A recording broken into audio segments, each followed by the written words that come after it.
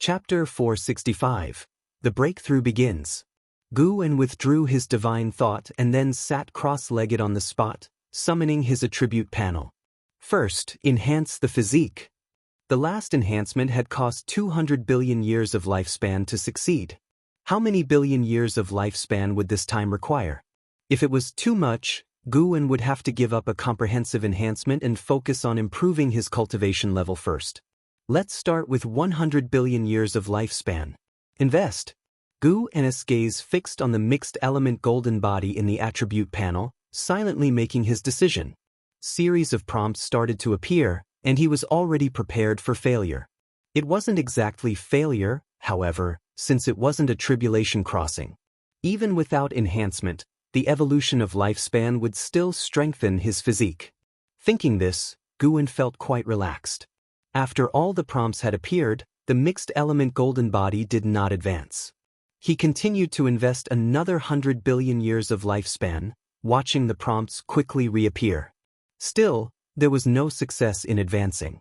The third 100 billion years of lifespan was invested. After all the prompts had settled, Guwen could only continue to invest another 100 billion years of lifespan. He started to feel the pressure, realizing that at this stage, a full-range enhancement seemed out of reach with just 60 billion years of lifespan. Fortunately, on the fourth investment of 100 billion years of lifespan, success was achieved, and the mixed element golden body advanced to the primordial chaos body. As the successful prompts appeared, the lifespan barrier began to take effect, voraciously devouring the Tao spiritual energy from the void. The majestic Tao spiritual energy surged into Guwen's body, causing his long hair to flutter. Guwen looked at the lifespan barrier, observing the changes in the consumed lifespan numbers. Very quickly. Thankfully, he had ample lifespan. After watching for a while, Guwen closed his eyes, immersing himself in the transformation of the primordial chaos body. The void of the silent destruction domain began to erupt, with terrifying figures surging in the darkness and vast divine thoughts sweeping through the void. The influence of the lifespan barrier continued to expand, not in a circular spread but by causing the void to be stripped of Tao spiritual energy. The desolate continent where Guwen was located was just one of the affected areas. Although powerful presences flew over him, none had yet noticed the anomaly on this continent. After an ancient hour had passed, Guwen finally completed his transformation into the primordial chaos body. During the transformation, he was not only absorbing Tao's spiritual energy but also absorbing the power of Tao. The primordial chaos body had an affinity with all Tao rules, allowing him from now on to comprehend any Tao much more easily. At the same time, he awakened the power of Ji. The power of Ji was not a transformation of spiritual energy but was a power of his own will, possessing an unfathomable capacity for metamorphosis and possessing unimaginable offensive might. After completing the sensation and understanding, Guwen felt he could wreak havoc everywhere purely with the power of Ji. It was indeed a physique that could only be forged with 400 billion years of lifespan. And even before this, the mixed element golden body had also been built over many years of accumulated lifespan. Guwen recalled his previous physiques, ranging from low to high, as 5 elements treasure body, innate Taoist body, mystic holy body, primordial karmic body, Tai Chu Hun Yuan body, primordial ultimate body, mixed element golden body, and primordial chaos body. Before the 5 elements treasure body, he had spent a great deal of lifespan enhancing his spirit root. In the great heavenly spirit land, a treasure body was already a first-class physique of the current age. Zhu Zai's Tai Chu swallowing yuan body was roughly equivalent to the primordial karmic body, which was the most powerful physique Guwen had ever seen. Of course, it was only in this era that Guwen had seen many powerful physiques within the lifespan samsara. Next up was the enhancement of cultivation techniques, ultimate skills, and divine skills. First came the Great Tao Unlimited skill. Guwen spent over 3 billion years of lifespan to elevate the Great Tao Unlimited skill to the Tao Great Freedom Wishing Scripture.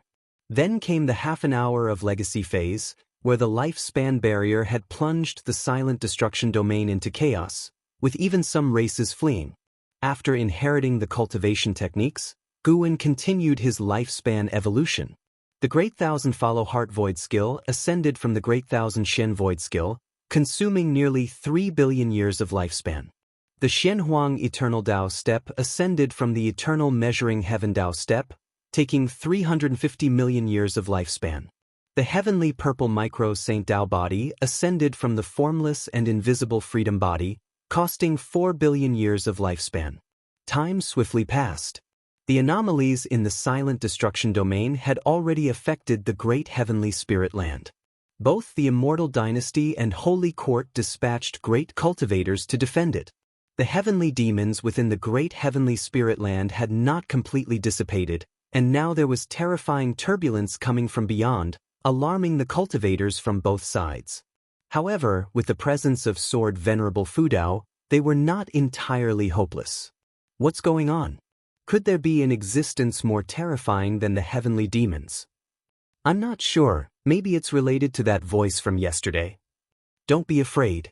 Despite the many terrifying Ori, if you feel carefully, they dare not approach the Great Heavenly Spirit Land. Exactly, Sword Venerable Fudao is an existence that transcends the 9 heavens of the immortal path. Have you ever heard of such an existence in the Silent Destruction domain before? Monks from the Holy Court and immortal spirits from the Immortal Dynasty discussed among themselves. Mentioning Sword Venerable Fudao excited them, especially when comparing him to the powerful beings from beyond, which filled them with pride. Their guesses weren't wrong. Those terrifying Ori from the Silent Destruction domain indeed dared not come close to the Great Heavenly Spirit Land. Many great powers secretly watched the battle between Guwen and the Annihilation God Emperor. When Guwen annihilated the Annihilation God Emperor with one move, they retreated very quickly and have yet to calm their emotions to this day. More and more great cultivators and great demons flew out from the Great Heavenly Spirit Land, gathering above the Heavenly Dao light layer, readied for battle. While they discussed the anomalies from the beyond, they inevitably brought up Sword Venerable Fudao. Some even proposed that Sword Venerable Fudao should become the common lord of the world so that the Holy Court and Immortal Dynasty need not compete anymore, and many agreed with this suggestion. Guwen, who was being discussed, had just finished inheriting the memory of the Heavenly Purple Micro Saint Dao body. This was a body refinement cultivation technique, not a physique, and it still retained the trait of preventing deduction by others, while also awakening a divine skill. Guwen did not delve into the newly understood divine skill for the time being. He looked at his attribute panel and saw he had 41 billion years of lifespan remaining. The consumption of lifespan by the lifespan barrier was also a significant number not to be overlooked. Guwen hesitated for a moment and decided to directly invest in cultivation level. To avoid the risk of breakthrough failure. Good practice, 1 billion years at a time. You practiced Qi absorption cultivation for 20 million years, and with the great accomplishment of Tao Great Freedom Wishing Scripture, you forcibly attempted to break through to the Luotian Zizai Immortal realm. You began tribulation crossing but could not endure the Zhongshuan Great Tao Reincarnation Tribulation, and the crossing failed. You practiced Qi absorption cultivation for 40 million years, and with Tao Great Freedom Wishing Scripture, you forcibly attempted to break through to the Luotian Zizai Immortal realm. You began tribulation crossing but could not endure the Zhongshuan Great Tao Reincarnation Tribulation, and the crossing failed. 20 million years for one tribulation crossing? Good grief! Guwen was shocked. The last time he broke through, it was only 5 million years per tribulation crossing. Is Luotian Zizai Immortal that tyrannical? And this was after Guwen had already enhanced his physique and cultivation techniques.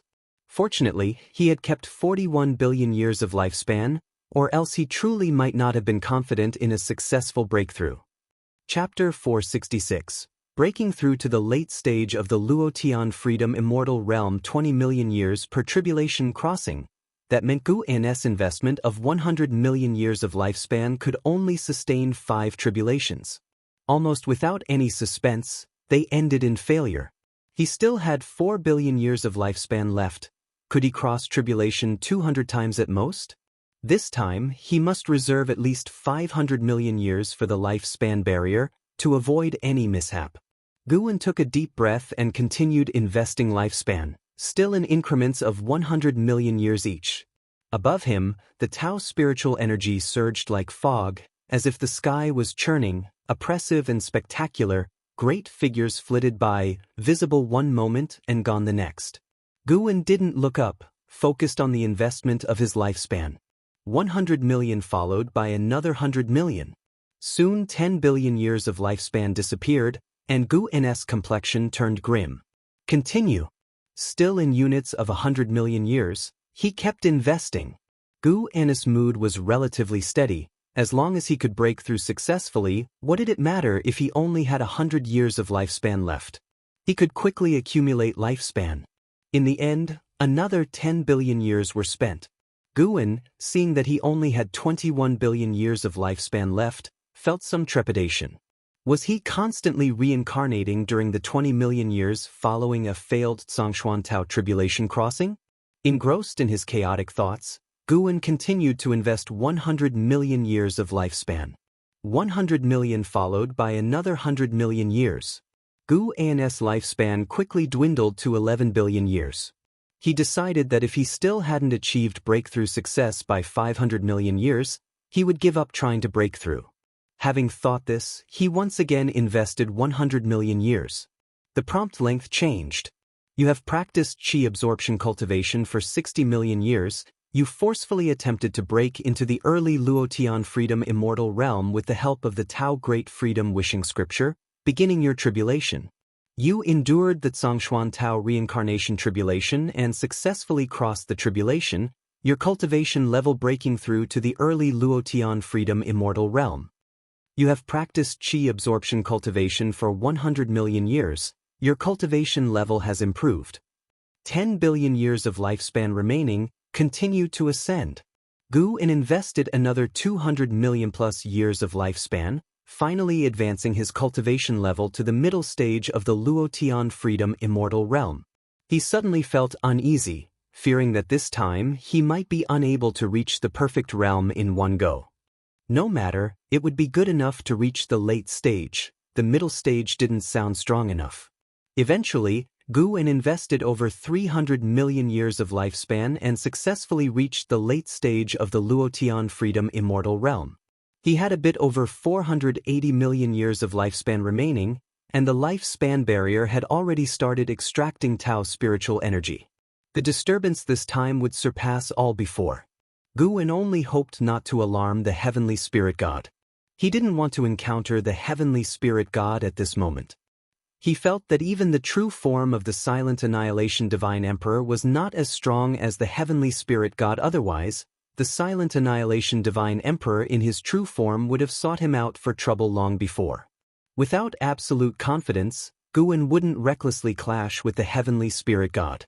Even if the cosmos where the great heavenly spirit land was located was a prison, as long as he could continue seizing lifespan, even if he always stayed within the great heavenly spirit land, he wouldn't find it dull. Guwen watched the lifespan barrier, ensuring the speed of lifespan consumption wouldn't threaten his life. After which, he relaxed and started to carefully sense the fortunes of his own body. From Shenyuan to Luotian, there must be extraordinary aspects.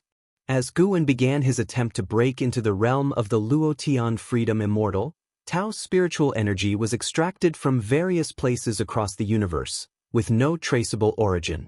Around the bounds of the great heavenly spirit land, the void churned up a Tao storm, howling ceaselessly and terrifying, causing those strong presences atop the heavenly Tao light layer to become incredibly nervous. The disturbances in the universe grew larger and larger, and while there wasn't the terrifying pressure of the silent annihilation divine emperor, the abnormalities in the universe's laws and spiritual energy were more unsettling, leading people to worry whether the universe was on the verge of collapse. Some speculated that it was the immense strength of Sword Venerable Fudao and that mysterious being that made the universe unable to withstand. However, no one dared to blame Sword Venerable Fudao, for without him, that mysterious being would have the power to annihilate the great heavenly spirit land. Time continued to elapse. While all beings were restless and uneasy, Guwen was immersed in the fortunes of his being. Within the great heaven and earth, mortal spirits were unaware of the disturbances beyond the sky. With the retreat of the heavenly demons, a sense of renewal and jubilation spread across the land. Those mortal spirits who survived the great calamity expressed their gratitude towards Sword Venerable Fudao, and some had even begun preparations to erect monuments in his honor. Within the Third Medicine Valley, Ju Luo Sword Monarch sat meditating atop a cliff, gazing up at the sky with a deeply furrowed brow. The location was very close to 10,000 Sword Mountain, and he had intended to meditate and gain enlightenment there.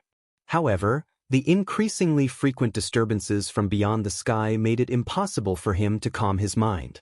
What will happen next? Ju Luo Sword Monarch wondered with confusion. Even beings like the Annihilation God Emperor had been destroyed, and he had thought there would be a period of calm. Unexpectedly, new changes had arisen so soon. He couldn't help but feel that the great heavenly spirit land was a place of constant disaster and turmoil.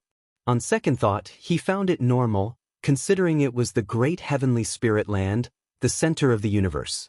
Although it might not be the strongest land, its past made it clear that it would never be ordinary. After the battle had ended the day before, many people had arrived at the Third Medicine Valley, all wishing to visit Sword Venerable Fudao. LV Bayan had specifically ordered the cultivators from the LV and G families to guard the surroundings of Medicine Valley to prevent Guwen from being disturbed. Yi Lan and Zhen Qin, who had come to visit, were also stopped. Sword Venerable Fudao is my master, how dare you block my way? Zhen Qin exclaimed with wide eyes, annoyed. The middle-aged cultivator who had stopped her paled, saying solemnly, "Do not spout nonsense." After speaking, he instinctively glanced around, clearly wary of something. At that moment, a figure clad in tight black clothes and wearing a theatrical mask appeared out of thin air. Upon seeing him, the expression of the middle-aged cultivator became even more unnatural.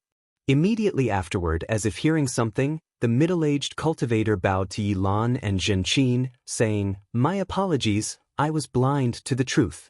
I am simply following orders. Please come in." Zhen Qin gave a glance at the figure in black and couldn't help but pout before pulling Yi Lan into the Third Medicine Valley. The figure in black vanished from the spot, and the nearby LV family cultivators crowded around the middle-aged cultivator, curious to know if the two women indeed were the disciples of Sword Venerable Fudao. The middle-aged cultivator took a deep breath and nodded slowly. This caused the others to turn and observe the retreating figures of Yi Lan and Zhen Qin, memorizing their faces so as not to act inappropriately if they met them again. After entering Medicine Valley, Yi Lan realized there were more people than the last time she visited, and many of them had cultivation levels she couldn't fathom. "Junior aunt, senior sister, you're here." An Exen walked quickly toward them, greeting them warmly. Seeing Yi Lan, both ladies also smiled. Zhen Qin went up to join her, linking arms with an Exen, and the two women immediately began chattering away. After a while, seizing a moment, Yi Lan asked, "Isn't senior brother here?" An Exen nodded and said, "He left early this morning, but he always returns quickly after leaving. Shall I show you where to stay first?" Yi Lan had no objections. Now that she knew Guwen was Sword Venerable Fudao, she was even less worried that he would be away for long. The three women walked toward a cluster of attics, and Yi Lan suddenly asked, "An Exen, did you know about your true identity a long time ago?" Zhen Qin followed suit, turning her gaze to an Exen. An Exen let out a bitter smile. "How could I? I only found out yesterday as well." Upon hearing this, Yi Lan's face broke into a smile, and Zhen Qin followed, complaining about how well their master had kept the secret from her. With a sense of self-congratulation for having dodged the bullet, an Exen thought to herself, "Master, I have learned a tenth of your ways." She was no fool. Yi Lan was clearly probing her, and she didn't want to start a conflict with her future mother-in-law. Although Yi Lan and Guwen were simply fellow disciples at this point, in Nzin's eyes, the two were no different from Daoist partners. The three women began to recall the past, marveling that Guwen had kept such a deep secret. Zhen Qin was curious. Guwen had come to the Supreme Sect at a very young age, having been born into the Ji family. Had he disguised himself as an infant? An Exen brought up the topic of reincarnation tribulation, saying she had heard from a senior that once one's realm reached a certain level, They could enter reincarnation and be reborn, yet still be able to wield the power of their past life, which enlightened the two women. They began to discuss the concept of reincarnation tribulation. Elsewhere, Longqing approached Blood Prison Great Saint, who had transformed into human shape. After transforming, Blood Prison Great Saint had not secluded himself in a room. Instead, he continued his vigilant watch at the foot of Guan's building. At that moment, Blood Prison Great Saint was practicing a certain divine skill, his palms concentrating blood qi. Combined with his white hair and horns, he looked fierce and sinister. "Brother Niu, how about a match?" Longqing chuckled. Now that the heavenly demons had started to disperse, the strange feelings that had plagued his heart had vanished, and he was free to live his life. Blood Prison Great Saint opened an eye, ready to refuse, when suddenly he saw something which made a proud smile spread across his face. "You want to challenge me? You might as well challenge your senior brother first." "My senior brother?" Longqing was surprised and instinctively turned, following Blood Prison Great Saint's gaze toward the entrance of Medicine Valley. There he saw a figure approaching. A handsome man dressed in silver chainmail and a white robe whose sharp aura could not be concealed. Chapter 467. Luo Tian representing heaven. Yang Jian walked along the mountain path of the third Medicine Valley, looking at the bustling Medicine Valley, his heart filled with emotion.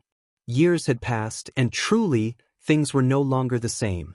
After walking a distance, Yang Jian didn't come across anyone familiar. He did not use his divine sense. Returning to this place, he didn't want to be too intrusive. "Yang Jian, senior brother?" A voice filled with surprise reached his ears, prompting Yang Jian to turn and look. He saw a female cultivator approaching, her features pleasing and appearing to be in her 30s. Her eyes shone with surprise as she looked at him, even mixed with tears. Yang Jian looked at her, finding her somewhat familiar, yet he couldn't recall who she actually was. Countless years are so long, to say nothing of his journey into the reincarnation vortex, experiencing many lives. In his eyes, the time that had passed was far more than just a few hundred years. Yang Jian watched the female cultivator come before him, her joyous eyes making him feel compassion. After some thought, he asked, "Are you well?" The fact that she could call out his name meant she certainly knew him. Unable to explain the intricacies of reincarnation, it wasn't kind to say he had forgotten her. The female cultivator became even more excited, starting to recount her life after Yang Jian had left. From her words, Yang Jian learned her identity and the changes in the third Medicine Valley and the whole world after his departure. When he learned about Guan's cultivation being revealed, he wasn't surprised, as he had already heard about the recent events on his way here. This return also involved the arrangement of the Holy Court. He was originally back to join the war effort, but now he was sent to find Guan, and it was the Holy Minister who personally brought him here. At that moment, the Holy Minister was in the Outer Gate City, feeling the sword intent on the heavenly repair platform.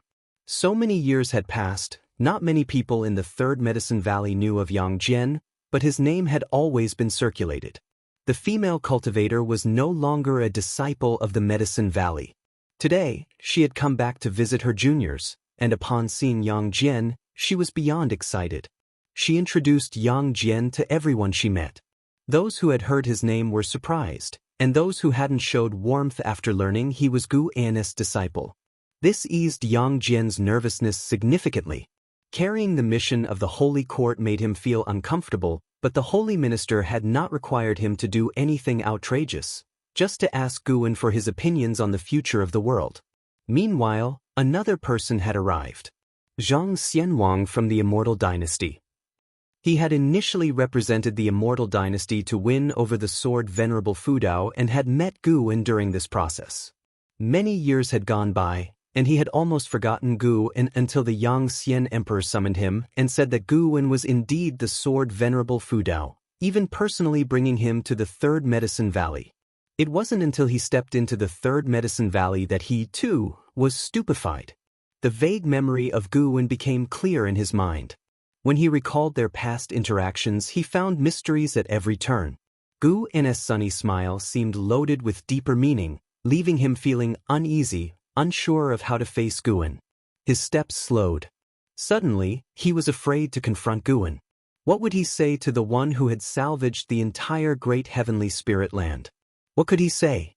Zhang Xianwang was in turmoil, almost in a daze. Nobody greeted him along the way. It wasn't that the people of the Third Medicine Valley had become arrogant, but they had just experienced a huge battle the day before. Everyone was still excited and emotional, which couldn't settle down, plus Yang Jian was attracting a lot of attention. Suddenly, slap, a hand landed on Zhang Xianwang's shoulder, frightening the carefree primordial immortal so much that his 3 souls and 7 spirits nearly flew out. He instinctively turned around, and then, as if struck by lightning, he froze. "Brother Zhang, it's been a long time," Guan said with a smile on his face. He had just made a breakthrough and was in a good mood. He was now in the later stages of the Luotian Freedom Immortal realm. He still had over 31 million years of life left. How could he not be happy? Beneath the happiness, he also felt some emotion. Just breaking through in cultivation level cost him 450 million years of his lifespan. The next time he broke through a great realm, he would need to prepare 10 billion years of life and could unlock new abilities. As Guan pondered these thoughts, he asked with a smile, "Brother Zhang, what's wrong? Don't remember me?" He could see through Zhang Xianwang's purpose at a glance, and he could see all of the carefree primordial immortal's fate, even hearing Zhang Xianwang's inner voice. This was the power of a Luotian free immortal, able to merge into the heaven and earth rules, integrating will with heaven and earth, and thus knowing everything within heaven and earth. In a sense, Guan could become the sky of the great heavenly spirit land. Zhang Xianwang came back to his senses, answering in a fluster, "How could I forget you? No, forget you, huh? What's the matter? Don't consider me a friend. What's all this you?" "I don't like to hear it," Guan said with a stern eye. He wasn't pretending on purpose. Had always had a good impression of Zhang Xianwang. When they first met, Zhang Xianwang didn't know his cultivation realm. For the carefree primordial immortal to be so high above and still be friendly with cultivators from the mortal realm proved that Zhang Xianwang wasn't as arrogant as most in the immortal path. Even now, as the Luotian Zizai immortal, Guan still liked the life of ordinary people. He didn't want to become an aloof and indifferent god. He wanted to continue being human. Of course, these were his current thoughts. He couldn't say if they would change in the future, but he hoped to live his life freely. Zhang Xianwang suddenly didn't know how to respond. Guan grabbed his arm and started pulling him towards his attic. Zhang Xianwang dared not resist, but he was very pleasantly surprised. Guan's attitude relieved much of his pressure. He looked at Guan's profile and thought him truly remarkable. Possessing cultivation far exceeding that of His Majesty, yet he could lower his stature to befriend and discuss the Tao with those of lower realms. It seemed to Zhang Xianwang that what Guan said to that mysterious being was true. He really possessed a heart that understood all beings. Suddenly, Medicine Valley erupted in thunderous cheers, for someone had spotted Guan's return. The disciples surged towards him like a tide. Quite presumptuous. That's what Zhang Xianwang thought. He guessed Guan would scold the disciples for their lack of manners. However, what happened next astounded him. Guan didn't scold them. Instead, he greeted them with a smile. As they were surrounded by the disciples, he greeted each one, answering their inquiries. Looking at the smile on Guan's face, Zhang Xianwang felt he was just a common man, yet there was something about him that was admirable. True strength wasn't about domination. It was the ability to embrace everything. Zhang Xianwang suddenly felt this trip hadn't been a waste. Although he hadn't yet ascertained Guan's views on the world, he had already gained something. He had never been an arrogant person. It was the honor of the immortal dynasty that compelled him, often forcing him to adopt a haughty attitude. "Master," Yang Jian squeezed through the crowd, looking at Guan with excitement. Guan smiled and said, "Jenner, it's been a long time. Come to my house and let's talk." Upon hearing this, Yang Jian was even happier, as all his worries melted away. So, Guan, along with Zhang Xianwang and Yang Jian, moved forward, greeting the disciples and friends along the way. Not only Zhang Xianwang was moved by Guan's style, Zhu Luo Sword Monarch was too. He couldn't understand why Guan got along so well with these mortals. nor could he comprehend why these mortals lacked a sense of awe towards Guan, master. Zhenqin's voice suddenly came from behind the crowd. Guan, surrounded by all like the moon by stars, smiled at her and Yi Lan, then pointed to his attic and said, "Let's talk in my house." Yi Lan looked at Guan like this, her face brimming with a smile. The senior brother was still the same senior brother. No matter how powerful, he was always so kind. It took a while before the five of them got back to the house. Guan had them sit down and then asked Zhenqin to pour tea. Although Zhenqin had long left Medicine Valley, she was not angry but happy to be given a task by Guan. The master still considered her one of his own. Guan first made small talk with Zhang Xianwang, while also introducing Yi Lan and Yang Jian to him. Upon learning that this person came from the Immortal dynasty, Yi Lan was surprised but quickly accepted it. Who in the whole world wouldn't want to make acquaintance with her senior brother now? But when Yi Lan learned that Yang Jian was actually the reincarnation of a holy king of the Holy Dynasty, she was a bit astonished. At the same time, she became more convinced that Guan was the reincarnation of a great power. Her childhood memories were not false.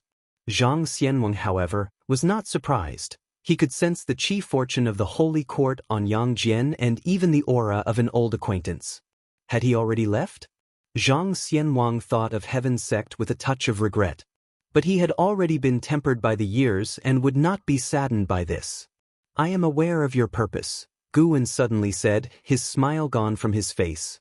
In that moment, Zhang Xianwang and Yang Jian felt immense pressure.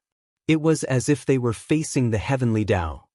Chapter 468. Facing the heavenly Tao. Guan finished speaking, and his gaze began to sweep over Yang Jian and Zhang Xianwang, causing the atmosphere in the room to drop to a freezing point. Just having taken a seat, Zhenqin was also stunned silent, not daring to breathe too loudly. Now, she truly believed that her master was Sword Venerable Fu Dao. This aura was too terrifying. It was also the first time Yang Jian had felt his master display such an aura, and even though he had regained his memories from his previous life and possessed a wealth of experiences, he still felt a chill in the face of Guan's aura, feeling as though even the mana in his body had solidified. The nervousness that Zhang Xianwang had felt earlier surged back, and his entire body stiffened. Yi Lan, on the other hand, wasn't nervous. She felt in the depths of her heart that Guan would never hurt her. "Daoist friend from before, you speak." Facing the pressure from Guan, Zhang Xianwang gritted his teeth and asked. Guan replied expressionlessly, "I don't intervene in the conflicts of the great heaven and earth, but do not provoke me, and do not involve the mortal spirits. Immortals are different from mortals, not in terms of status, but because the gap in power requires a safe distance to be maintained." After hearing this, Yang Jian and Zhang Xianwang immediately nodded in agreement.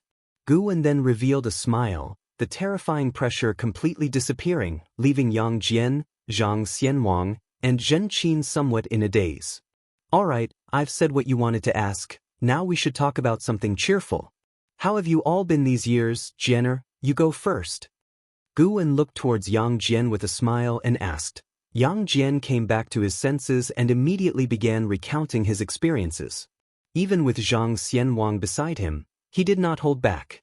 Zhang Xianwang was very interested in his experiences. Yi Lan and Zhenqin, upon hearing that Yang Jian had entered reincarnation, became interested. Unlike the three individuals from Medicine Valley, the two of them were at the mortal spirit realm. Even in their subsect where they held authority, they were still at the bottom of the immortal cultivation world and could not touch upon the matters of reincarnation. They had been to the mortal world to deliver wild ghosts to salvation, but they could not fathom how ghosts reincarnated.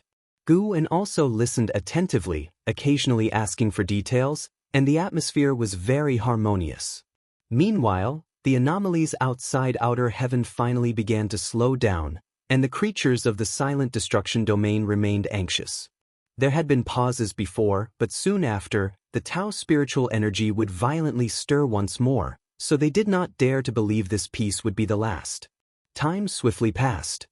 Until dusk, Guan asked an Xian to settle Zhenqin, Yang Jian, and Zhang Xianwang, while he spent time alone with Yi Lan. Guan looked at Yi Lan and said, "Ask what you want to ask." He had previously concealed his identity as Sword Venerable Fudao, and he could hear Yi Lan's thoughts, so he encouraged her to speak her mind. Indeed, Yi Lan had many questions, but seeing that Guwen had kept her alone, willing to explain, her grievances melted away like mist before the sun. Who Guwen was, did it really matter? What was important should be that Guwen, no matter his identity, was protecting her. Furthermore, seeing the commotion outside, Yi Lan understood why the identity of Sword Venerable Fudao had to remain a secret. Yi Lan smiled brightly and said, "How does it feel to be so admired?" Guwen heard her question and knew she bore no grudge. Her junior sister was always so understanding. Guwen shook his head with a smile and said, "It's all empty fame. In this world, a name might live longer than the person, but it cannot withstand the passage of time. But that's for ordinary people. With elder brother's prowess, people will surely talk about you forever." Yi Lan spoke earnestly. Throughout history, how many had the power to save the world? As far as she knew, there was no one better, more accomplished than her elder brother. Guwen smiled helplessly and then picked up the teapot to pour some tea for Yi Lan. Yi Lan read his expression and thought about Guwen's previous conversation with the Annihilation God Emperor, so she couldn't help asking, could a world like ours really be destroyed? Guwen nodded and said, "It was destroyed once long ago. The current great heaven and earth is but a fragment of what once was, and there are many great heaven and earths beyond our sky. Perhaps there are even multiple universes out there. There might be many, many universes. Even I feel very small in comparison." Hearing this, Yi Lan's imagination took flight and she exclaimed earnestly, "There are people beyond our people, and skies beyond our sky. I really want to see what lies beyond outer heaven, but alas, I am not qualified." Guwen looked at her and said, "If you wish to go, I can take you." Yi Lan was somewhat tempted, but she still shook her head and said, "Let's not, I am afraid that seeing it will only make me more discontent." She then looked steadily at Guwen and asked, "Elder brother, is there truly a chance in reincarnation? Will the me in my next life still be me?" She had become intrigued by reincarnation after hearing Yang Jian's experiences. Moreover, the primordial reincarnation skill could accumulate cultivation level across reincarnations. Previously, she did not believe in it, but now she thought that perhaps embarking towards death was the beginning of innate reincarnation. Hearing her thoughts, Guwen answered, "Of course, there is. The path of immortal cultivation is to explore the path of Tao, and reincarnation is also a form of Tao. If you can recover your memories in your next life, then you are still you. But even if memories are not recovered, you are still you. Your soul has not changed.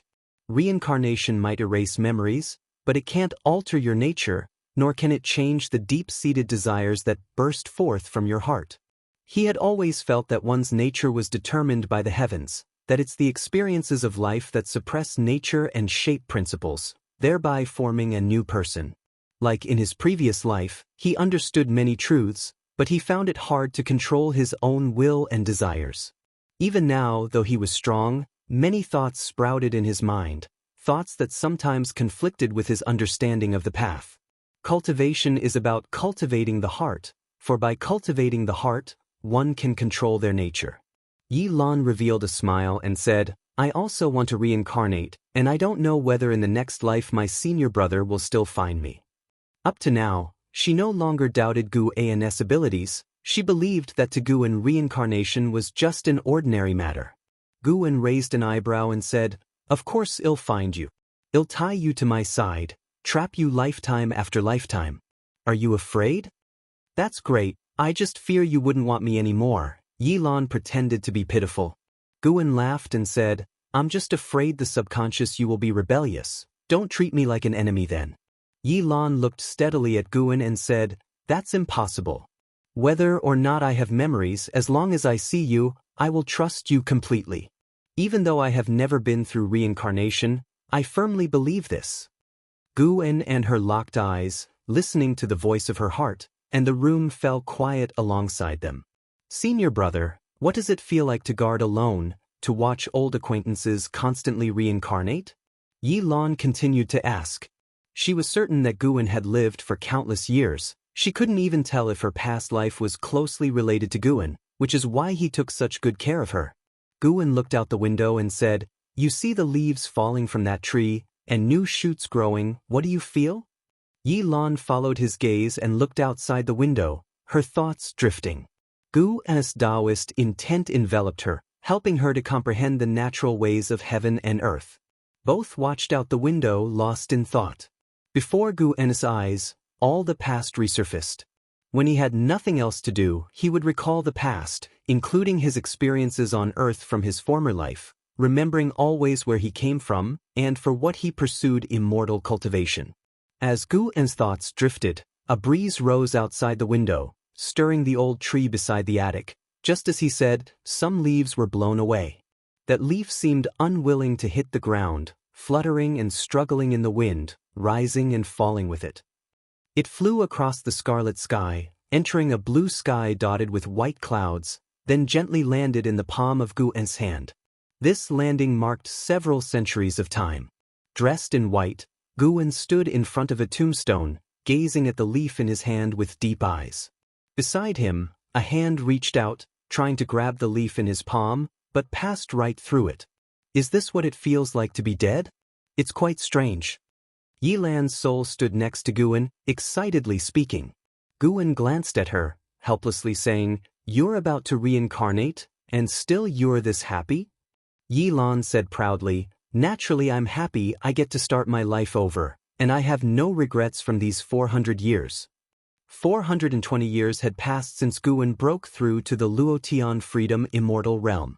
Since their talk 400 years ago, Yi Lan had been eager to reincarnate early, feeling she had no hope for pursuing the Tao in this life. But Guan had her wait, and during these 420 years, she resigned from her position as an elder of a subsect and stayed in the Third Medicine Valley, receiving Guan's guidance in cultivation. In Guan's words, accumulating an understanding of the heaven and earth rules before reincarnation would make cultivation easier in the next life. Hearing her words, a smile appeared on Guan's face. He tossed the leaf from his hand and raised his hand to touch Yi Lan's face. Yi Lan did not dodge, but when Guan's hand touched her cheek, she couldn't help but widen her eyes in astonishment. Then she understood.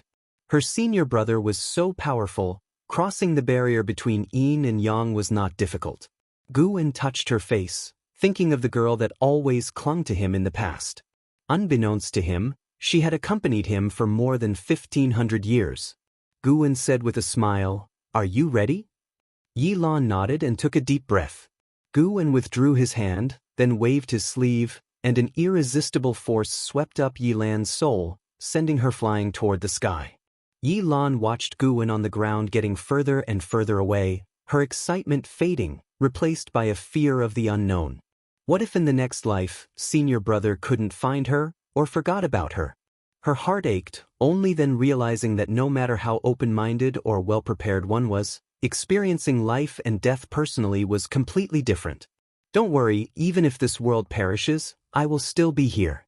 As long as I am, even if the seas dry and stones decay, as long as you are willing to stay by my side, I will come find you." Guan's gentle voice entered Yi Lan's ears, immediately settling her heart. Yes, if senior brother wanted to abandon her, he could have long ago. What point would there be in deceiving her? She opened her mouth, wanting to talk to Guan, but found herself unable to make any sound. Guan, seeing Yi Lan in the sky, could hear her heart's voice. He didn't continue the conversation. His gaze shifted toward the outer heaven. That layer of light symbolized the power of heaven. He was curious if reincarnation had anything to do with heavenly Tao, who sat high above, decreeing the destinies for all things. He thought of the group of immortals he would eventually face. Perhaps the power behind heavenly Tao was such extraordinary immortals in control of everything. One day he would confront these beings, face heavenly Tao.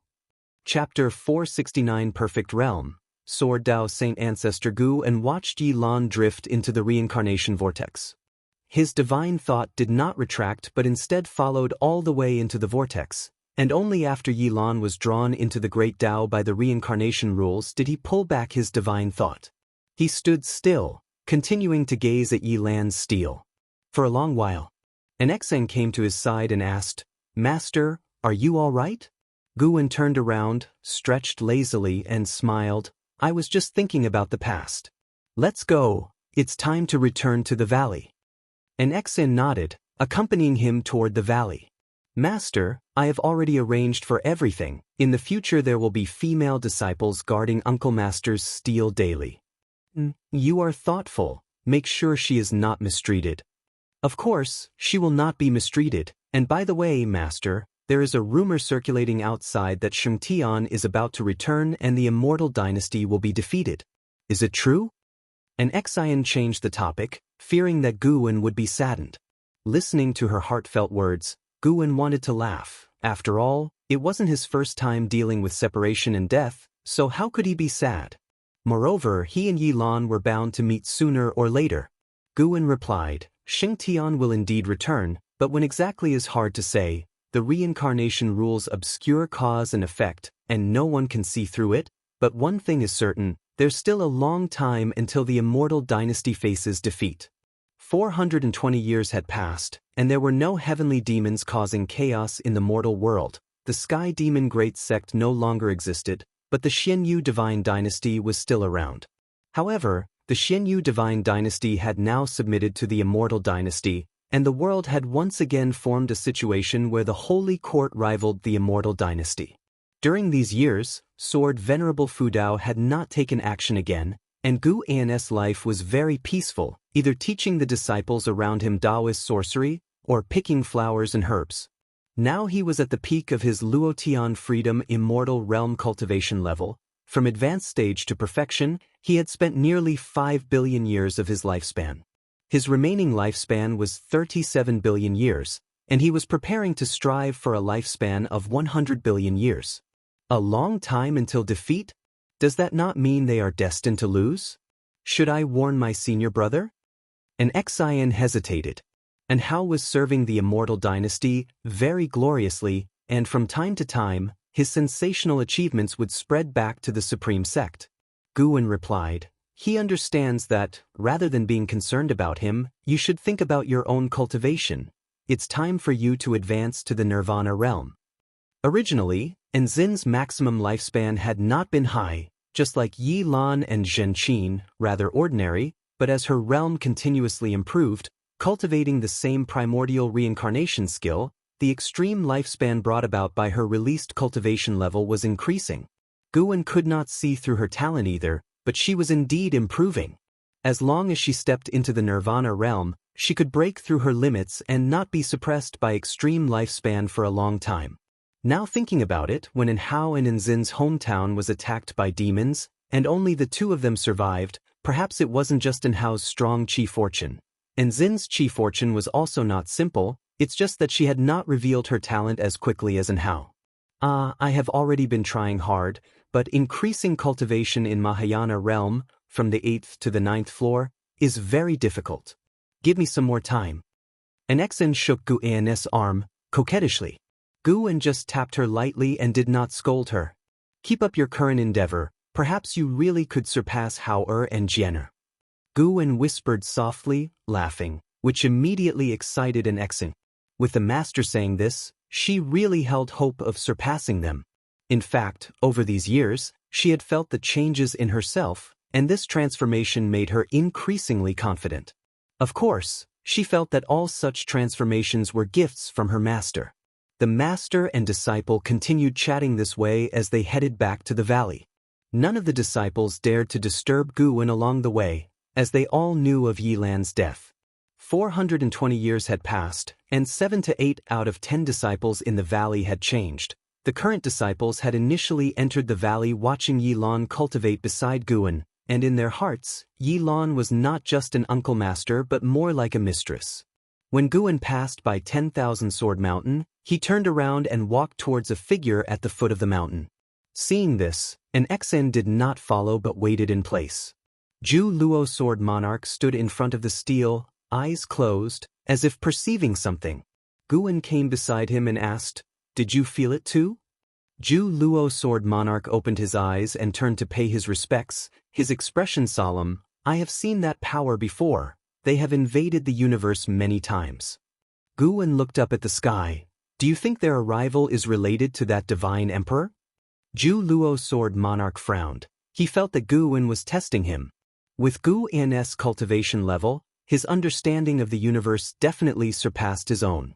Having spent several hundred years in the Third Medicine Valley, he had gained deep insights and felt that the shackles of a higher realm were loosening. He credited this to Guwen's dojo, so he pondered every word from Guwen carefully. Perhaps, after all, your battle with him was too shocking.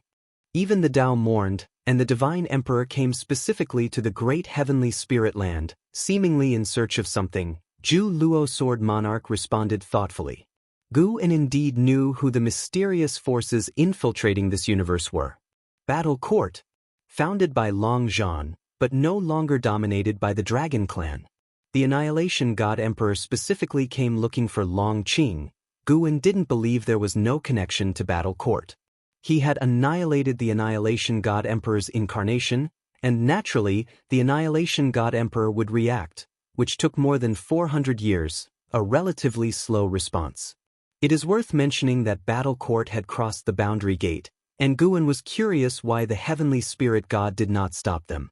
This group from Battle Court had high cultivation levels. Their leader was none other than the Daoist hidden Immortal in his perfect form, and the weakest among them also possessed the cultivation of divine thought true Immortal. They were roaming the silent destruction domain, far from the great heavenly spirit land, seemingly preparing to invade other great heaven and earths first. Zhu Luo Sword Monarch took a deep breath and cautiously said, "Senior, if you are the Sword Dao Saint Ancestor, please instruct us. I will summon Da Hong Sword Heaven to assist you in combating them." Sword Dao Saint Ancestor. That was Guwen's identity within the lifespan samsara and also Yang Xian's most prominent title. Guwen replied, "What's Sword Dao Saint Ancestor? You're thinking too much. I've just been to the Sword Dao River and mastered quite a few Sword Daos." "Is that so?" Zhu Luo Sword Monarch didn't believe it. He too had visited the Sword Dao River, yet why couldn't he learn the Holy Heart Sword Dao? He always believed his talent was not lacking. It was just that the Holy Heart Sword Dao rejected him. Guwen patted his shoulder. "Once you surpass the free immortal realm, you will see through everything." With that, Guwen turned and left. Zhu Luo Sword Monarch had stayed in the Third Medicine Valley for many years, occasionally mentoring disciples. He had helped produce numerous Sword Dao geniuses for the Third Medicine Valley, and it was for this reason that Guwen was willing to mentor him. He had already experienced the reincarnation tribulation and reached the 9th layer of the free immortal realm, just one step away from a breakthrough. Every time he saw Zhu Luo Sword Monarch, Guwen would be reminded of Yang Pingon. That kid was equally arrogant, even daring to challenge his master. Guwen felt that Yang Pingon was still alive. After reaching the Luotian Freedom Immortal Realm, his causality deduction abilities transformed, allowing him to glimpse the chief fortune of Da Hong Sword Heaven through Zhu Luo Sword Monarchs. In that vast chi fortune, a figure was meditating in the deepest part, his Tao level unfathomable. Guwen couldn't directly determine that person's cultivation level, but from the figure, he felt it was very likely Yang Pingon. Zhu Luo Sword Monarch paid his respects to Guwen's departing figure, pondering thoughtfully. He always felt that Guwen didn't take the battle court seriously. He wanted to express how terrible the battle court was, but then he thought again he had no idea how strong Guwen actually was. The mighty Annihilation God Emperor was annihilated by him in one move. It was hard to say what would happen if Battle Court encountered him. Thinking that Guwen might be the Sword Dao Saint Ancestor, he felt a fiery enthusiasm in his heart. The Saint Ancestor might not admit his identity, but he, as a junior, must act. Zhu Luo Sword Monarch raised his hand, a burst of green light erupted, followed by a blossoming ethereal green lotus. Chapter 470. Devouring Heaven and Earth. After sending Yilan away, Guwen's life still continued. Although his heart was filled with melancholy, he did not stop striving to become stronger. Every 2 days he would go out to gather medicinal herbs from various medicine valleys, and take the opportunity to guide those guarding the valleys, leading a fulfilling life. As summer gave way to autumn, the desolate yellow slowly covered the rivers and mountains of the world. On this day, A man dressed in black descended from the sky and landed on a mountain peak at the edge of the third Medicine Valley. With black hair billowing and robes fluttering, he exuded an air of vigor. It was Leah. Returning after hundreds of years, he looked at the third Medicine Valley with profound emotions in his heart. His gaze swept across every corner of the third Medicine Valley, finding many places both familiar and foreign. When his eyes fell on a pavilion, a complex expression emerged on his face. Even though he had reached the Nirvana realm, facing an old friend of yesteryears still made him nervous. The thought of calling Guan primordial ancestor made his face flush with heat. Despite having mentally prepared himself for centuries, his mood would fluctuate whenever he remembered. However, he reminded himself that without Guan's care, how could he have reached this day? Just the divine exotic city within him alone provided him with an invincible confidence. Taking a deep breath, Leah prepared to descend the mountain, when suddenly he saw two people rushing up the side. One was ahead of the other, and they quickly arrived in front of Leah. The blood prison great saint sized up Leah with a teasing look in his eyes. The one who followed, Longqing, stopped and looked at Leah thoughtfully, then suddenly asked, "Could you be Martial Uncle Leah?" Leah nodded slightly. He had some impression of Longqing, though not very clear, but judging by the address, the latter should be Guan's disciple. "Master often talks about you," Longqing said with a smile. "He says that you became a heavenly genius and got carried away, never coming back to see him." Longqing was not particularly interested in Leah. He had only heard Guan mention him occasionally. Hearing this, Leah's face darkened in an instant, and he snorted coldly, "Is that really what he said?" The blood prison great saint interrupted, saying, "Brat, have you forgotten me?" His first battle in the great heavenly spirit land had been against Leah and Zhang Buku, which led to his suppression for nearly 1,000 years. Although now it seemed a blessing in disguise, he always found Leah irritating, and whenever Leah returned to the valley and saw him transformed into the bull demon, he would mock him. In fact, when he was a bull, he felt that everyone was mocking him. To him, even their smiles seemed offensive. Leah's gaze settled on the blood prison great saint, scrutinizing him closely. Then, with a dramatic change in his expression, without saying another word, he raised his right hand, summoning the divine exotic city, which quickly enlarged and hung high in the sky. Longqing also looked up, his mouth agape, astonished by the divine exotic city. His own chi strength was already formidable, but as someone who spent most of his time in the supreme sect, he rarely saw such supreme treasures. Leah fixated on the blood prison great saint, asking in a heavy voice, "What are you doing here?" The past blood prison great saint had been extremely violent, and although his appearance hadn't changed now, his demeanor was worlds apart, which was why Leah had not recognized him immediately.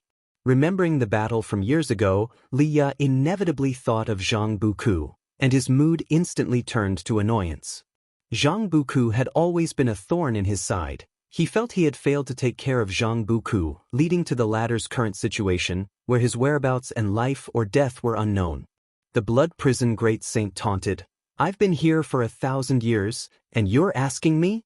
You should be the one I'm asking. Every time you return, I'm here, it's just that you have eyes but failed to recognize." Leah furrowed his brow, reflecting carefully. Longqing looked left and right, thinking to himself, why haven't they started fighting yet? He often sparred with the blood prison great saint, and as he had never won, he wanted to see the great saint take a beating.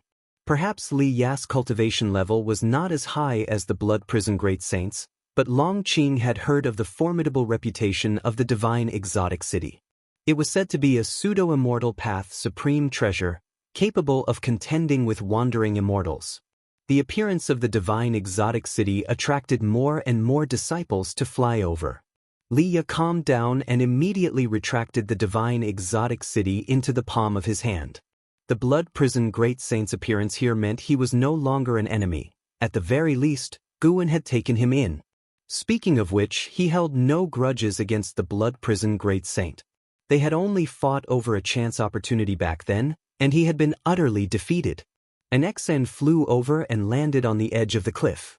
She glared at the blood prison great saint and Longqing for a moment before turning to Leah. She lifted her hand in a salute and said, "Marshal Uncle Liya, the master has been waiting for you for a long time. Please, come with me." Liya remembered an Exin, and he was somewhat surprised.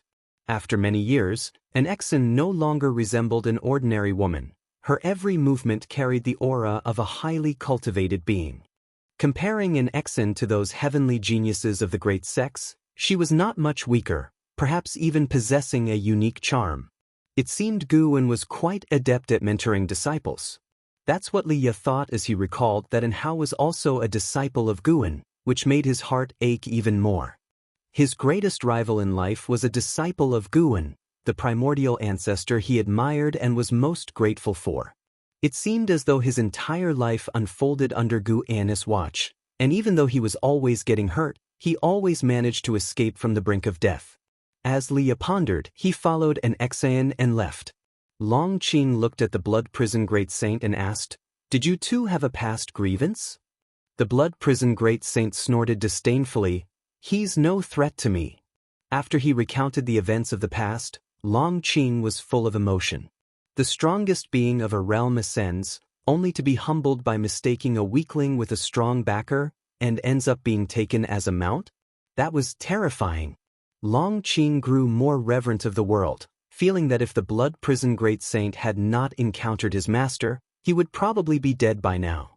Benevolent and magnanimous powerhouses like his master were rare. Boom, boom, boom.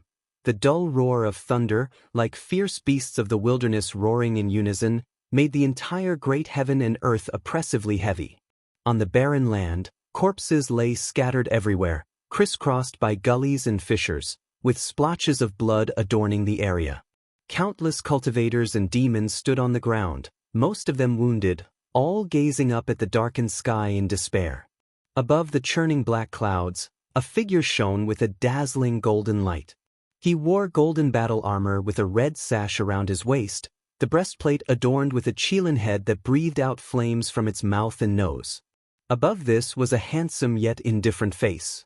This man wore a golden helm, radiating might and supremacy, with a golden big tripod floating behind him that trembled as dragon tails swished over the edge. The myriad creatures before him were no different from ants. He looked down upon the beings below, seemingly in search of something. A figure materialized out of thin air beside him, a woman in black with her hair hanging loosely, wearing a dark silver mask over her eyes, ghost-like in her appearance. "Emperor, the chief fortune of this realm has ceased, and its collapse is imminent. Shall we move on to the next great heaven and earth?" asked the woman in black, her voice pleasant to hear yet cold in tone. The man in gold armor remained expressionless, his demeanor still indifferent. "Tell me, where might the descendants of the Long family be hiding, and does the sword Venerable Fudao have any relations with the Long family?" The woman in black answered, "As of now, there seems to be no connection. Sword Venerable Fudao shelters the beings of a great heavenly spirit land. Of course, it's also possible that the descendants of the Long family are hidden in the great heavenly spirit land, but that is an existence not even the divine emperor's incarnations can defeat. We cannot rashly proceed." The golden-armored man narrowed his eyes and huffed. "A mere incarnation of the silent annihilation god emperor is just a Daoist hidden immortal, and even his physical body hasn't reached the true state of a Daoist hidden immortal." The woman in black didn't respond further. The man in golden armor lifted his hand, and the big tripod behind him trembled violently as dragon roars issued forth. In an instant, the sky twisted violently, and the land below began to shatter. Rocks and corpses flew into the air as countless beings started to cry out, the entire great heaven and earth plunging into chaos.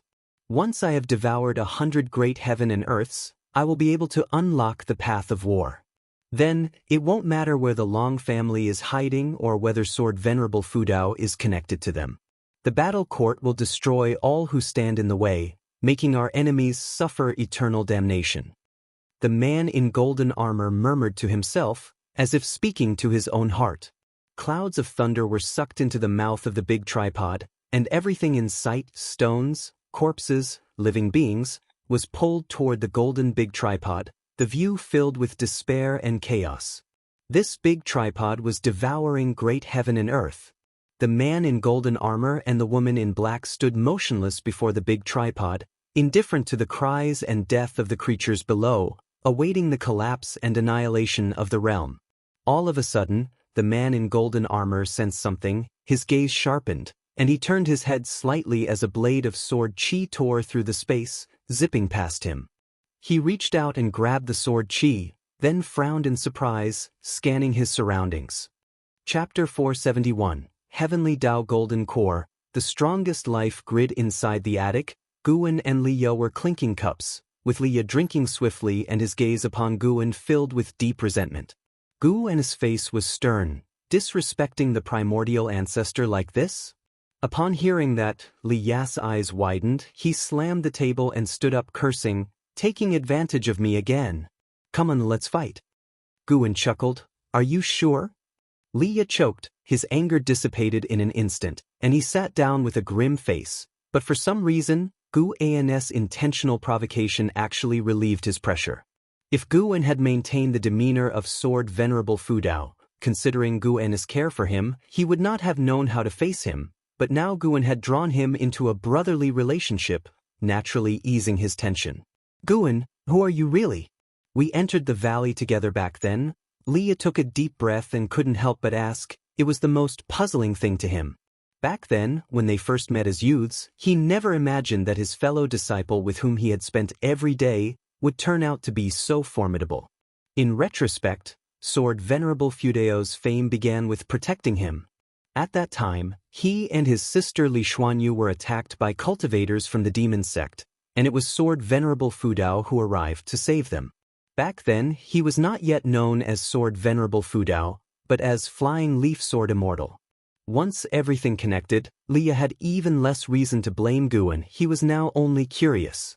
Guwen replied, past and present lives, reincarnation is endless. Who can completely understand their origins? Instead of dwelling on the past, why not accept the present and look forward to the future, right? Who I am is not important. What matters is our friendship, my support for you. You needn't feel burdened. I'd rather you think about what kind of person you want to become in the future. He looked intently at Liya, his eyes seeming to see through Liya's thoughts. Liya was startled, not expecting Guwen to understand what he was currently thinking, but remembering the power of Sword Venerable Fudao, he calmed down. An existence that surpassed 9 heavens of immortal path, his divine skills and deductions were beyond his imagination. Afterward, Liya began to envision the future, with Guwen listening attentively. Liya was his first true friend in this life, and although there was now a great disparity in their cultivation levels, it did not change his importance in Guwen's heart. Perhaps Guwen had helped Liya a lot, but it was all casual for him. He never found himself in trouble because of helping Liya. Divine Exotic City seemed immensely powerful to outsiders, but in Guwen's hands, there was hardly an opportunity to use it. Guwen was not just a listener, he talked about every level of the 9 heavens of immortal path in detail, mentioning the fortunes of each level, which enthralled Liya. Until night fell, they continued talking, laughter occasionally bursting forth. The moon was bright and the stars sparse. An Exan came to the base of the attic, looked up at the windows above, and sighed, Master hasn't been this happy in a long time. Blood Prison Great Saint sitting beside her in meditation, snorted. He simply did not like Liya, but at his master's house, he dared not speak ill of him. An Exan watched for a while below before finally turning to leave. Ever since Yi Lan passed away, she had been very worried about Guwen. In her eyes, her master's mood was even more important than the entire world, for if her master were to go to extremes, all living beings would suffer. Fortunately, her master was always cheerful and open-minded. Hardly anything seemed to faze him. After this event, an Exian admired Guwen even more. As the moon set and the sun rose, Liya departed early the next day.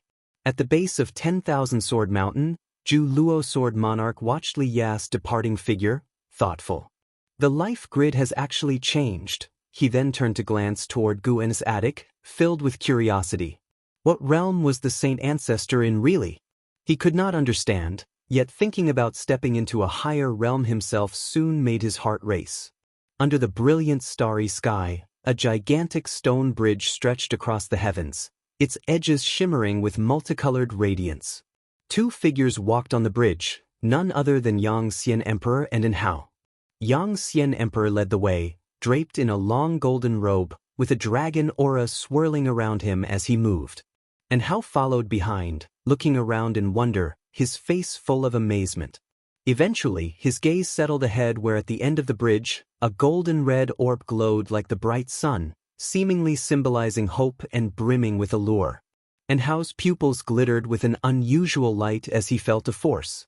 An Hao, feel carefully, this is the most powerful force in the world, a blessing from the heavenly Tao, a mere fraction of the power passed down through the heaven sect, Yang Xian Emperor said as he walked, his tone filled with mystery, as if he, too, was in anticipation. And Hao couldn't help but ask, what is heavenly Tao? How does it differ from the great Tao? After stepping into the immortal realm, he had also begun to perceive the great Tao.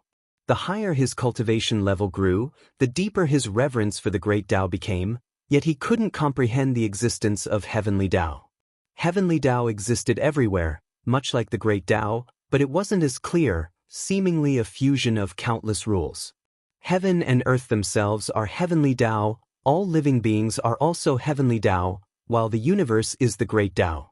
The great Tao births the heavenly Tao, and the heavenly Tao gives rise to all things. In my view, the heavenly Tao is a force born from the operation of the great Tao, even more perfect and powerful. Yang Xian Emperor spoke leisurely, his pace unslowed. And Hao listened and began to understand his words. After a long time, they finally reached the end of the bridge. Standing before the golden red orb, they seemed so minuscule, like grains of sand before a mountain. Yang Xian Emperor looked up, gazing at the golden red orb, and said, every ruler of the Immortal dynasty has contemplated the heavenly Tao. They believed that only by thoroughly understanding the heavenly Tao could one qualify for transcendence. The primordial Immortal King, who established the Immortal dynasty, proclaimed himself as the Immortal King and sought to rival the heavens, but succumbed to misfortune subsequently, leading to the dynasty's downfall. Many years later, someone rebuilt the Immortal dynasty. That was the first time the dynasty experienced the force of heavenly Tao, realizing an invisible and intangible force was orchestrating all living beings. And Hao listened intently, his eyes penetrating the golden red emanation of the orb, and what he saw was darkness, a darkness oppressive even to cultivators of the nirvana realm. He couldn't help but ask, if it's truly invisible and intangible, what significance does it hold?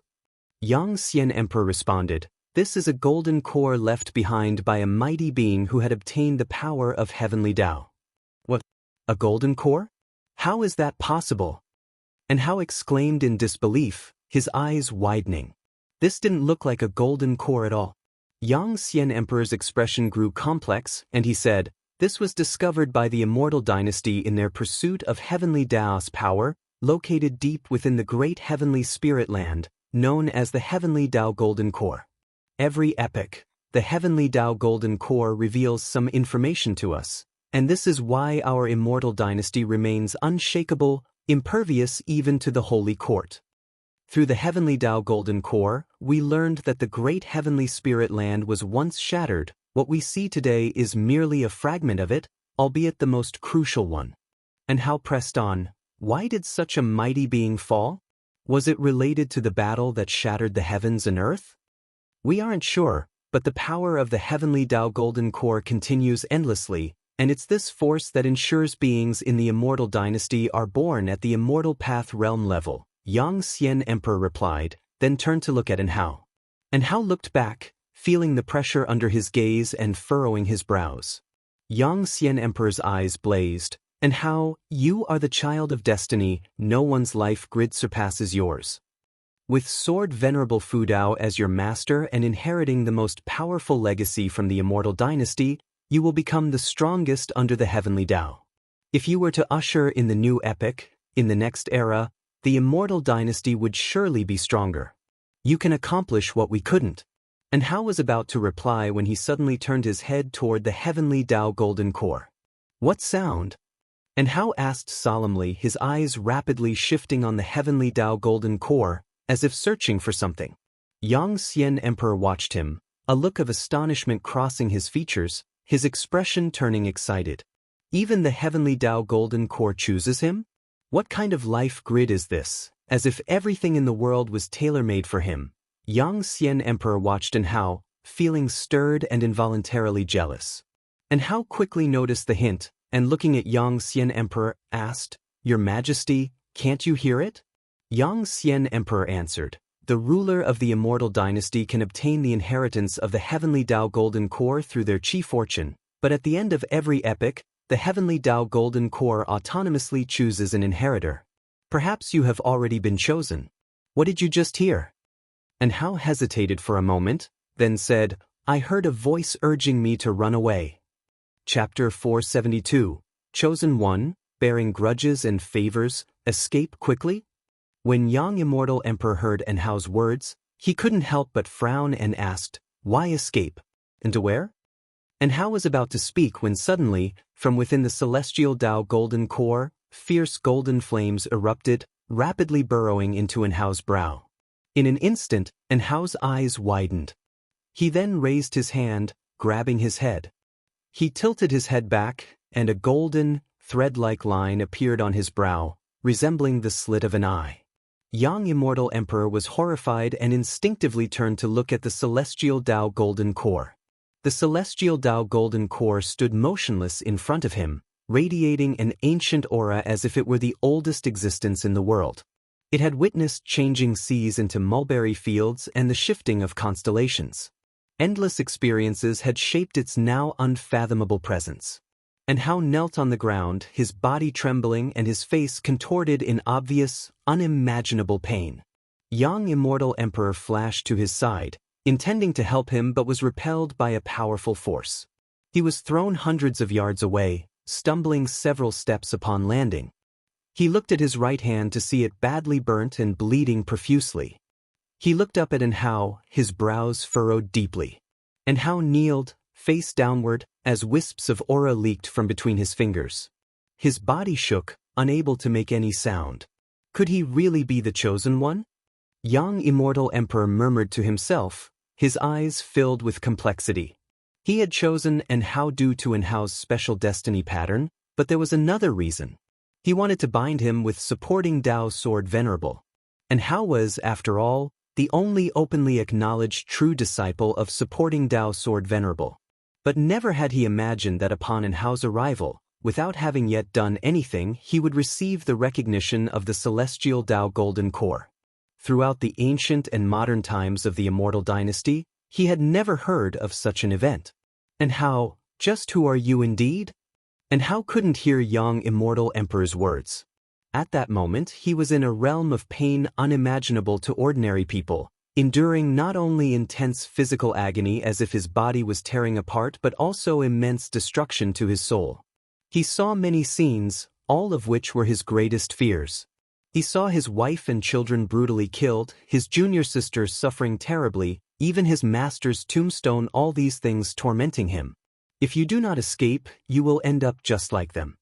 A cold, indifferent voice echoed persistently in his ears, provoking his spirits. 37 years later, just after the new year, Guan walked within outer sect city, with blood prison great saint and Longqing following behind him. 300 years ago, Xianxia returned to the Buddhist sect of the Sea of Suffering, and since then, Longqing had completely become Guan's follower. Wherever Guan went, as long as he saw him, he would eagerly follow. Along the way, wherever Guan went, people greeted him, mostly his close friends or graduated disciples. Over 400 years had passed. The impact brought by supporting Tao Sword Venerable had eventually calmed down. Under the suppression of the Dark Hall of Supreme Sect, people aware of Guan's identity no longer spoke carelessly, and supporting Tao Sword Venerable once again became a legend. Even without the title of supporting Tao Sword Venerable, as the Valley Master of Third Medicine Valley, Guan still held great renown. Master, is there really a legacy with the heaven-splitting axe? Or did you leave it there as a mere prank? Longqing quickened his pace to walk beside Guan, curiously asking. He would occasionally visit the heaven-repairing platform to try to pull out the heaven-splitting axe, but unfortunately he could never budge it. Nowadays, those who try the heaven-splitting axe generally want to experience the power of supporting Dao Sword Venerable, not to actually acquire the legacy. Guwen looked ahead and responded, "There certainly is, you will feel it eventually." Long Qing was about to ask more when he suddenly looked up. Not just him, Blood Prison Great Saint did the same. Above in the cerulean celestial vault, numerous silver meteors appeared, countless, all moving in the same direction, creating a magnificent scene. The cultivators passing through the streets also started noticing the anomaly in the sky. What is that? Is it sword chi? Not right, there's someone inside, might be someone from a major sect passing overhead. People?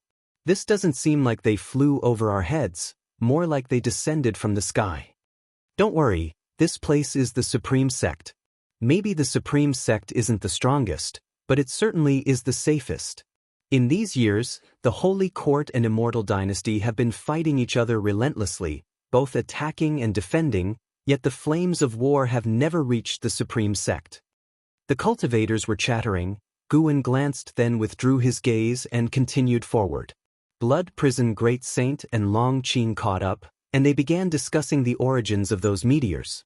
Blood Prison Great Saint's divine sense captured that those meteors were indeed a group of people enveloped in sword chi and moreover, from outer heaven, which piqued Long Qing's curiosity about outer heaven. Although Long Qing still hadn't cultivated spiritual power, with age he could feel that he originated from outer heaven and that some mission awaited him. He was no longer as anxious, but began to enjoy life, having a premonition that once he knew his mission, such life would be his luxury for the rest of his days. Guwen saw through the origin of that group of sword cultivators with one look. Great Hong Sword Heaven. Summoned by Zhu Luo Sword Monarch. Great Hong Sword Heaven was ready to establish a sect in the seas near the Taizong continent and support Guwen at any time. Guwen didn't care much about it, he was more concerned about another thing. That was, Xiaochuan's Dao Destruction Destiny Seal had appeared. Meaning, Xiaochuan was soon to be born in the celestial spirit great world. After many years, Guwen finally awaited Xiaochuan. The thought of soon reuniting with his junior made Guwen very happy. He even started humming a tune. Seeing his good mood, Long Qing boldly inquired about the origins of the sword cultivators they had just seen. There will be many opportunities to interact in the future. Guwen casually answered, now even more so like an enlightened person, knowing everything but unwilling to say, letting others experience for themselves. Not to mention, this feeling of foreseeing the future and witnessing fate was pretty good. At the same time, among the mountains, a wooden house was situated halfway up the slope, and a couple stood in front of a cliff, gazing at the green mountains and blue waters. The woman held a baby in her arms, looking down at her son with worry visibly covering her beautiful face. She turned to her husband next to her and said, "Husband, you haven't named our child yet, you don't want to go back, do you?" Her husband, dressed in black with slightly grayed temples beside his handsome face, looked mature yet had a sense of vicissitude. "It's precisely because he was born that I must go back, Linger, you should understand. If we don't return, our family of 3 will never have peace. Those enemies will not let me go," the man in black said gravely. His name was Chen Luo, and his wife's name was Su Ling. As they spoke, they moved closer to each other. Su Ling rested her head on his shoulder, confusedly asking, "Is there truly no place for us within the sacred domain? What if we leave the sacred domain?" Chen Luo sighed, "It's more chaotic and dangerous outside. Without a support, even with our Mahayana realm cultivation levels, it's enormously difficult to protect our son. Let's go back. At worst, I will kneel and apologize to my mother. You have given birth to a child for me. She surely won't make things difficult for you." But, Su Ling hesitated. Chen Luo turned around, grabbed her shoulders, and said, "Linger, trust me, I would rather die than not protect you and our son. I can't stand to see you hurt, nor do I want our son to be born with resentments." The baby in Su Ling's arms opened his eyes. His bright eyes nearly melted her heart. "Yes, we can't let him bear any resentments," Su Ling murmured to herself as if convincing herself. Chen Luo showed a smile, saying, "When I first saw this little guy, I felt he would bring good fortune.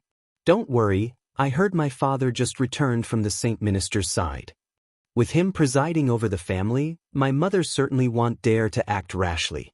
Su Ling took a deep breath and nodded slightly. Seeing her agree, Chen Luo finally breathed a sigh of relief, then embraced his wife tightly. I swear, I will ensure you live a peaceful life, and I will also help you avenge the destruction of your family, Chen Luo said seriously as he stared at the horizon. Su Ling trembled slightly without responding, but slowly closed her eyes. Across the mountains, cranes flew out from the forest, flapping their wings towards the horizon, forming a V-shape.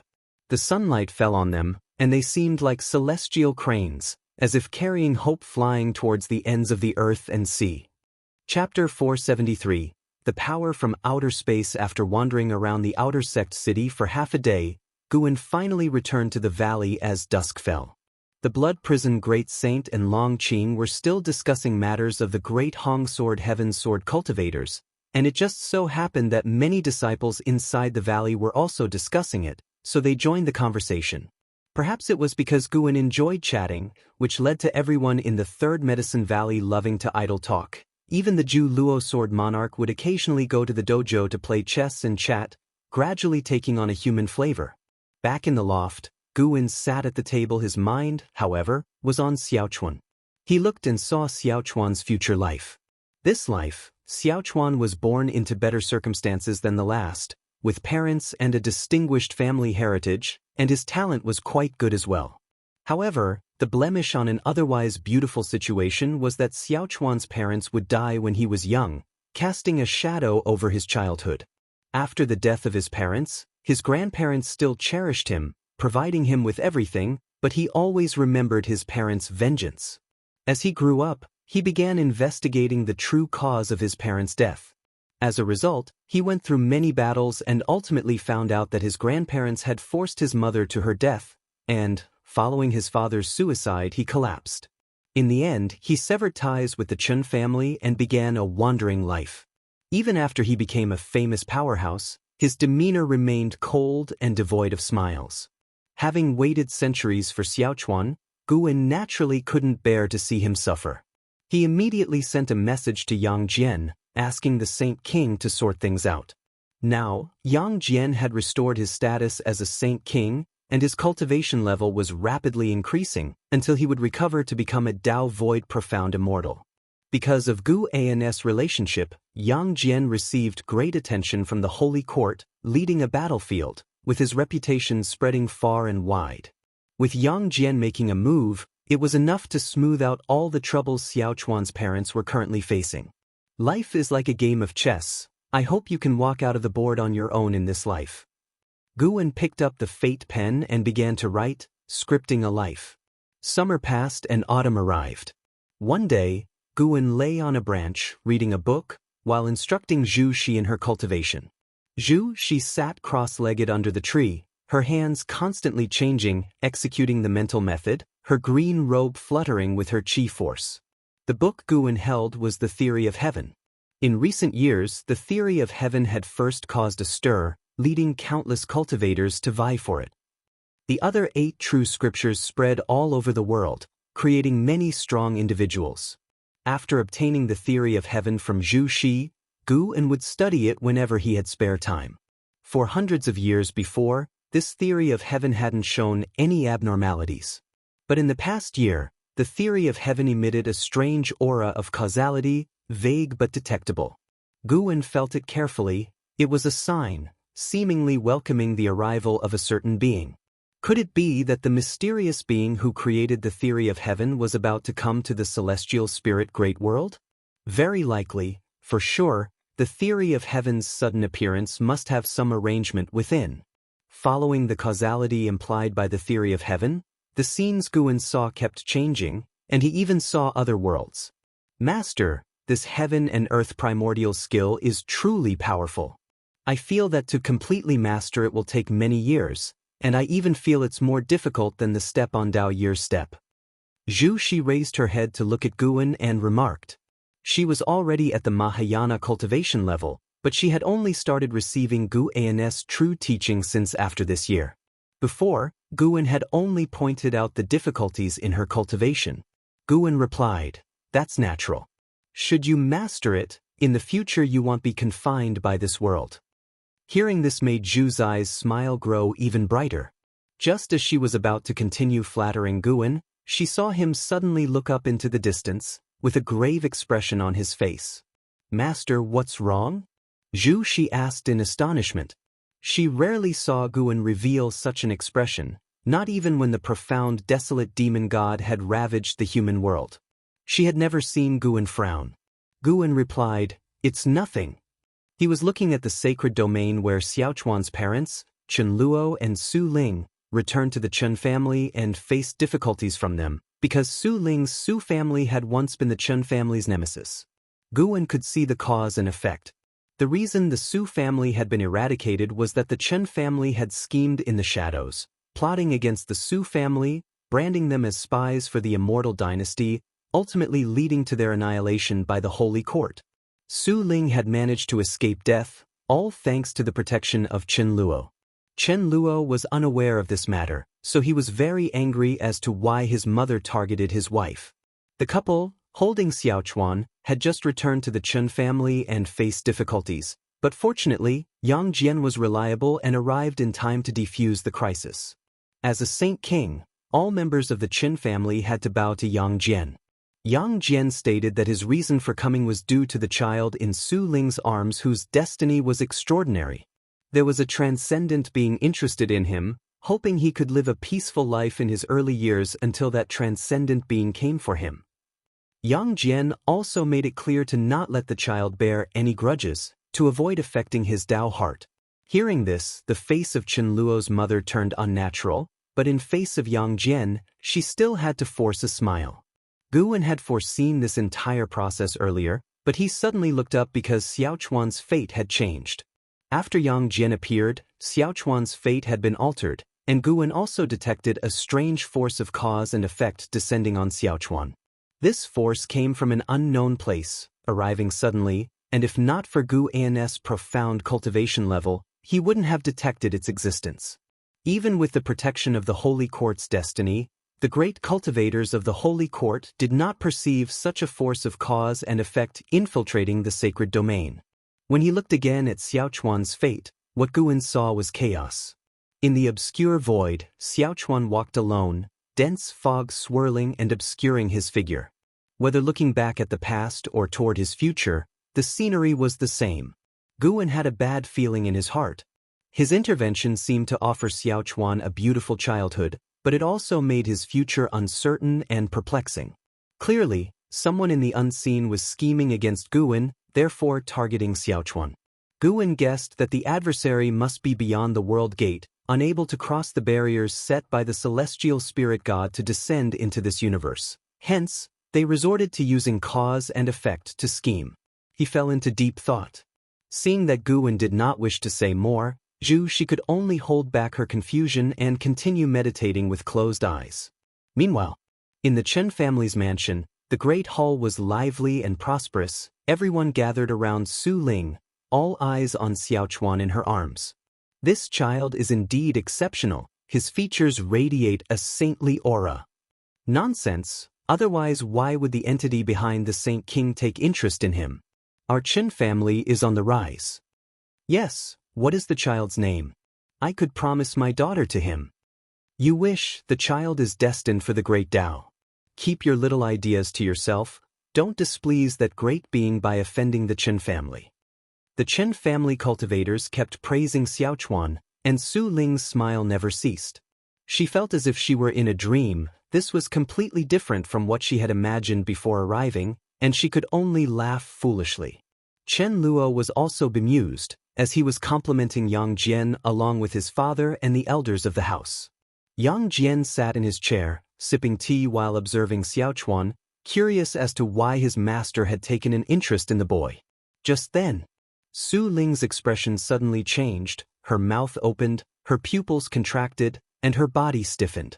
Before the people around her could react, she suddenly dissolved into a pool of blood and spilled to the floor, with Xiaochuan following, dropping towards the ground. Yang Jian appeared out of nowhere, catching Xiaochuan. He looked in horror at the blood beside him, and the great hall instantly fell silent. Chapter 474 Su Ling's Shock, Linger. An hysterical roar broke out as Chen Luo pushed through the onlookers. He looked at the blood on the ground, his body trembling, his face filled with utter despair. People around snapped back to their senses and frightened, they retreated. "Be on guard!" A middle-aged cultivator shouted sternly. He instinctively looked towards Yang Jian. Only a Saint King could have the means to execute Su Ling directly in their presence. Yang Jian looked up, his divine sense rapidly extending, but failed to capture any suspicious presence. Chen Luo knelt in front of the blood, unable to accept the reality before him. Just a moment ago, he had felt like the happiest man in the world, but now he felt as though he had fallen into hell. Xiaochuan in Yang Jian's arms seemed to feel something too and began to cry loudly, but Chen Luo could no longer pay attention to him. The patriarch of the Chen family approached Yang Jian and asked with a frown, "Saint King, what's going on?" Although he did not like Su Ling, she was, after all, a descendant of the Su family. Her death in front of them, if spread, would tarnish the Qin family's reputation. "I'm not sure either, it's truly strange," Yang Jian answered, passing Xiaochuan to the patriarch of the Qin family before vanishing on the spot. The rest of the Qin family regained their senses and promptly stepped out of the hall to be on guard. Chen Luo suddenly looked up at the patriarch of the Qin family, pleading desperately, "Father, save Linger. Save her." The patriarch took a deep breath and said, "Her soul has dispersed, it's beyond salvation." He was also filled with fear. If it wasn't the Saint King, then what exactly had happened? Su Ling's death was too bizarre, shocking not only Chen Luo but also them. At this moment, what the patriarch of the Qin family feared the most was Chen Luo also meeting with an accident, but he was helpless. He didn't even dare to approach Chen Luo, afraid that he too might suffer a calamity. Guan, far away at the Supreme Sect, witnessed all this. Everything happened too quickly. In an instant, he captured Su Ling's soul, using his own power of cause and effect to protect her soul and prevent it from being ravaged by mysterious forces of cause and effect. If that mysterious existence could execute Su Ling, couldn't it also kill others? This was Gu An's greatest concern, which is why he hid Su Ling's soul. He couldn't always keep an eye on Su Ling. Fortunately, nothing further happened, only Su Ling died. Yang Jian returned to the Chen estate and gathered with the Chen family to discuss the death of Su Ling. Suddenly, Chen Luo severed his own meridians, destroying his golden core, intending to disperse his soul.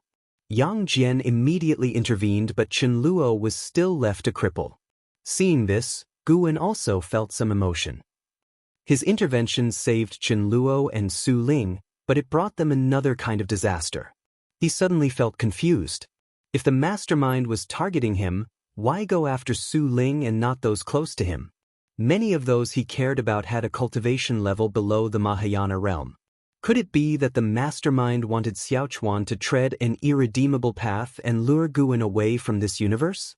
While protecting Su Ling's soul, Guan could feel the power of that cause and effect, not as strong as his, but certainly coming from another universe.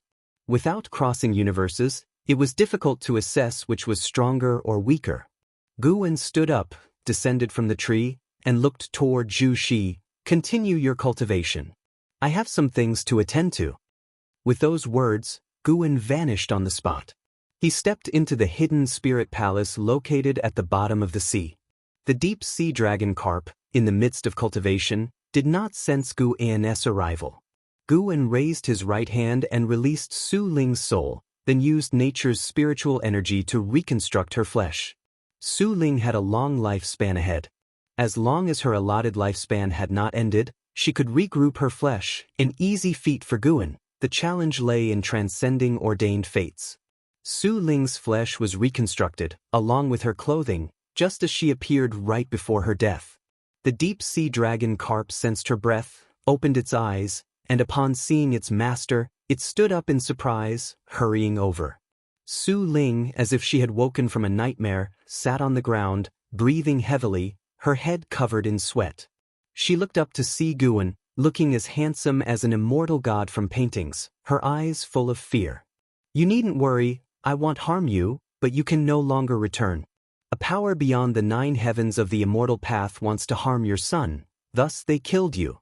From now on, you'll cultivate here. In time, they'll bring your husband here. Later, you'll manage Medicine Valley for me, and one day, you 3 will be reunited, Guan said before disappearing, leaving Su Ling, a Mahayana cultivator, to rapidly come to terms with reality. A replacement had already been placed inside the hidden spirit palace, now possessing the cultivation level of the heaven-encompassing free immortal. Here, the power of cause and effect from outside the universe could hardly harm Su Ling, and it would not even detect her whereabouts. Upon hearing Gu An's words, Su Ling was left stunned, her eyes vacant. The deep-sea dragon carp stood to one side, touching its head, unsure of how to strike up a conversation. It was also pondering Gu An's previous words. An existence surpassing the 9 heavens of the immortal path? And who is this woman's son? Silence fell upon the hidden spirit palace. After a while, Su Ling took a deep breath, stood up, and bowed to the deep-sea dragon carp, asking, "My name is Su Ling. May I know how to address you, and could you introduce me to this place and the senior who was here just now?" Her heart was shocked. What level of cultivation would someone who can casually mention beings beyond the 9 heavens of the immortal path possess? Young lady? Upon hearing this, the deep-sea dragon carp's face revealed a gentle smile, which warmed Su Ling's heart and made her feel a sense of closeness to him. Late at night, Chen Luo, with his hair disheveled, sat in a chair, his eyes empty. His mother was holding Xiaochuan, trying to comfort him, hoping he could come to terms with his situation, but unfortunately, he was not at all receptive. It was then that Yang Jian walked into the room and said to Chen Luo, "There is still hope for your wife to be alive." Upon hearing this, Chen Luo's head shot up. He immediately rushed toward Yang Jian, grabbed his arms, and asked urgently, "Really? What should I do? What do you need from me?" Yang Jian, with a serene expression, said, "Go to the supreme sect in the Taizong continent, and you will know what to do." As soon as he heard this, Chen Luo let go and ran straight for the door. Chen Luo's mother wanted to call out to him, but Yang Jian stopped her, suggesting with significant meaning, "He has now lost all his cultivation, which is a good opportunity to temper him. Let him go to the supreme sect on his own. Do not assist him." Chen Luo's mother hesitated and asked, "Is it the supreme sect where the supporting Dao sword venerable is?" Yang Jian nodded slightly, and Chen Luo's mother immediately breathed a sigh of relief, even showing a hint of surprise in her eyes. The name of the supporting Dao sword venerable was one she had heard of, the saint who saved all living beings. Such an existence would not plot against her son. She couldn't help but look down at her grandson in her arms, wondering to herself, "My dear grandson, who exactly are you reincarnated from, that even the supporting Dao sword venerable would protect you?" Those who practice immortal cultivation always believe in past and present lives. Knowing that her grandson had a past life, she did not reject the idea. Instead, she liked him even more. Perhaps this grandson would bring a prosperous opportunity to the Chen family. It was winter, and snowflakes were fluttering down. Guan stood on the tower watching the snow. Since Su Ling's mishap, he had always been watching over Xiaochuan. Fortunately, that force of cause and effect hadn't caused any trouble again. But in fact, the existence behind the scenes had succeeded. He had made Xiaochuan return to a state without his parents. This gave Guan some inspiration. The power of cause and effect could actually transcend the universe. He decided that from now on, his main focus would be to research the power of cause and effect and strengthen his own way of cause and effect. In the previous years, he had been perceiving different Dao rules. Now, thinking about it, it seemed better to develop one particular Dao to its extreme first. He saw Chen Luo alone in a boat, in the boundless vast sea. The small boat that Chen Luo was on was like a fallen leaf in the vast sea, which could be submerged at any time. Although Guan wanted to temper Chen Luo's character, he hadn't actually left Chen Luo to face the journey alone. After all, Chen Luo had no cultivation level. All along the way, Guan had already helped Chen Luo deal with many troubles he could not contend with. The rest of the journey would have to rely on his willpower. Yang Jian had already left the Qin family. Before departing, the head of the Qin family hoped that Yang Jian would bestow a name. Yang Jian hesitated quite a bit, but fortunately, he received a transmission from his master. Qin Chuan. That was the name for Xiao Chuan in this life. It was quite ordinary, but coming from the mouth of Yang Jian, it gave the Qin family even more hope. Did the Saint King hope for this child to be as unyielding and persistent as the mountains and rivers? Su Ling stayed in the hidden spirit palace, getting along very well with the deep-sea dragon carp and proclaiming each other as sisters. She had not noticed that the dragon carp was a male demon, considering the dragon carp's cultivation level was a bit higher than hers. Life returned to calm once again. The cause and effect of Xiao Chuan did not trouble Guan. Instead, it was like a game of strategy. When he became strong enough, he would certainly drag out the existence behind the scenes. He even considered using the power of cause and effect to annihilate the other party across the universe in the future. Chapter 475. The Auspicious Celestial Horse, the book that governs life and death, Guan. A woman's voice came from downstairs, interrupting Guan's train of thought. He looked down to see Yu Yingying standing below, waving at him. Yu Yingying's maximum lifespan was 5,000 years. Previously, because of the suppression by the heavenly demon's karma, her cultivation level couldn't grow. After Guan helped her resolve the karma, she regained her inherent talent, and now her cultivation level had reached the 8th floor of the integration realm. Guan looked down at her and asked, "What's up?" Yu Yingying looked at him and said, "I'm getting ready to go back to the Star Sea congregations." "Just go, I've agreed," Guan replied with a smile. Ever since Guan's identity had been exposed, various sects had been trying to curry favor with him, including the Star Sea congregations, and particularly Yu Yingying's family, who constantly sent her messages. She was quite irritated by this, so she decided to leave the Supreme Sect and go out on her own to experience the world. Returning to the Star Sea congregations was just a pretext. She planned to wander the endless lands. Guan certainly wouldn't stop her. Hearing Guan's words, Yu Yingying hesitated. Looking up at Guan from downstairs, she felt that he was out of reach, and her heart found some relief. Since she was already prepared, why hesitate now? Guan could hear her heart's voice but didn't say anything, just smiling as he watched her. "When I attain the cultivation level of the immortal Dao, I will come back." Yu Yingying huffed, and with that she bowed and left. Next to them, Blood Prison Great Saint, who was meditating under a tree, just glanced over before closing his eyes again to continue his cultivation. Guan watched Yu Yingying leave, feeling somewhat sentimental. No matter how much he behaved like before, the disparity in cultivation level always created an insurmountable barrier between him and the others. They were still as close as they had been, but compared to before, something was missing. Perhaps that was the price of becoming strong. Guan shifted his gaze back to appreciate the snowy landscape of Medicine Valley. It snowed every year, and if one observed carefully, they would realize that the snowscape was different every year, like the intricate, interwoven karma of all beings, constantly changing. Guan recently had been contemplating creating his own divine power, a karma divine power, to kill enemies across space and time, making them unable to deduce his actions. Just like this winter snow, that would eventually melt, leaving no trace. After saying farewell to an Exin, Long Qin, and the others, Yu Yingying left that very day. Her departure sparked some discussion among the disciples, but in the end, it didn't cause much of a stir in the Third Medicine Valley. Nowadays, the Third Medicine Valley had 7,000 disciples, along with many chess and painting enthusiasts, almost like a miniature immortal cultivation realm on its own. People were always coming and going, and Yu Yingying, even in this small realm, couldn't shine brightly. Her departure was destined to be forgotten quickly. The winter snow fell heavier by the minute, as if aiming to bury the vast earth itself. After the winter snow passed, spring arrived. For this year's spring festival, Guan left the valley early. He went to the world-excluding cave heaven to celebrate with the celestial demon child and her companions. In the past, he hadn't forgotten them, but celebrating with them had always happened after the spring festival. Guan sat under a tree, drinking, with the celestial demon child peeling fruit for him.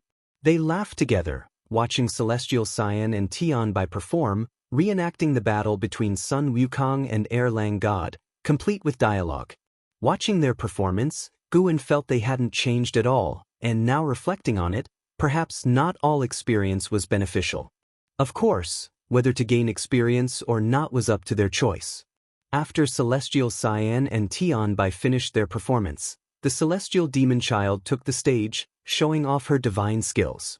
Even without Guan speaking, the three women could keep chattering non-stop, keeping the atmosphere warm and engaged. Gu and his heart grew more serene as he watched the Celestial Demon Child, while contemplating his way of cause and effect. The way of cause and effect was something all cultivators were involved with.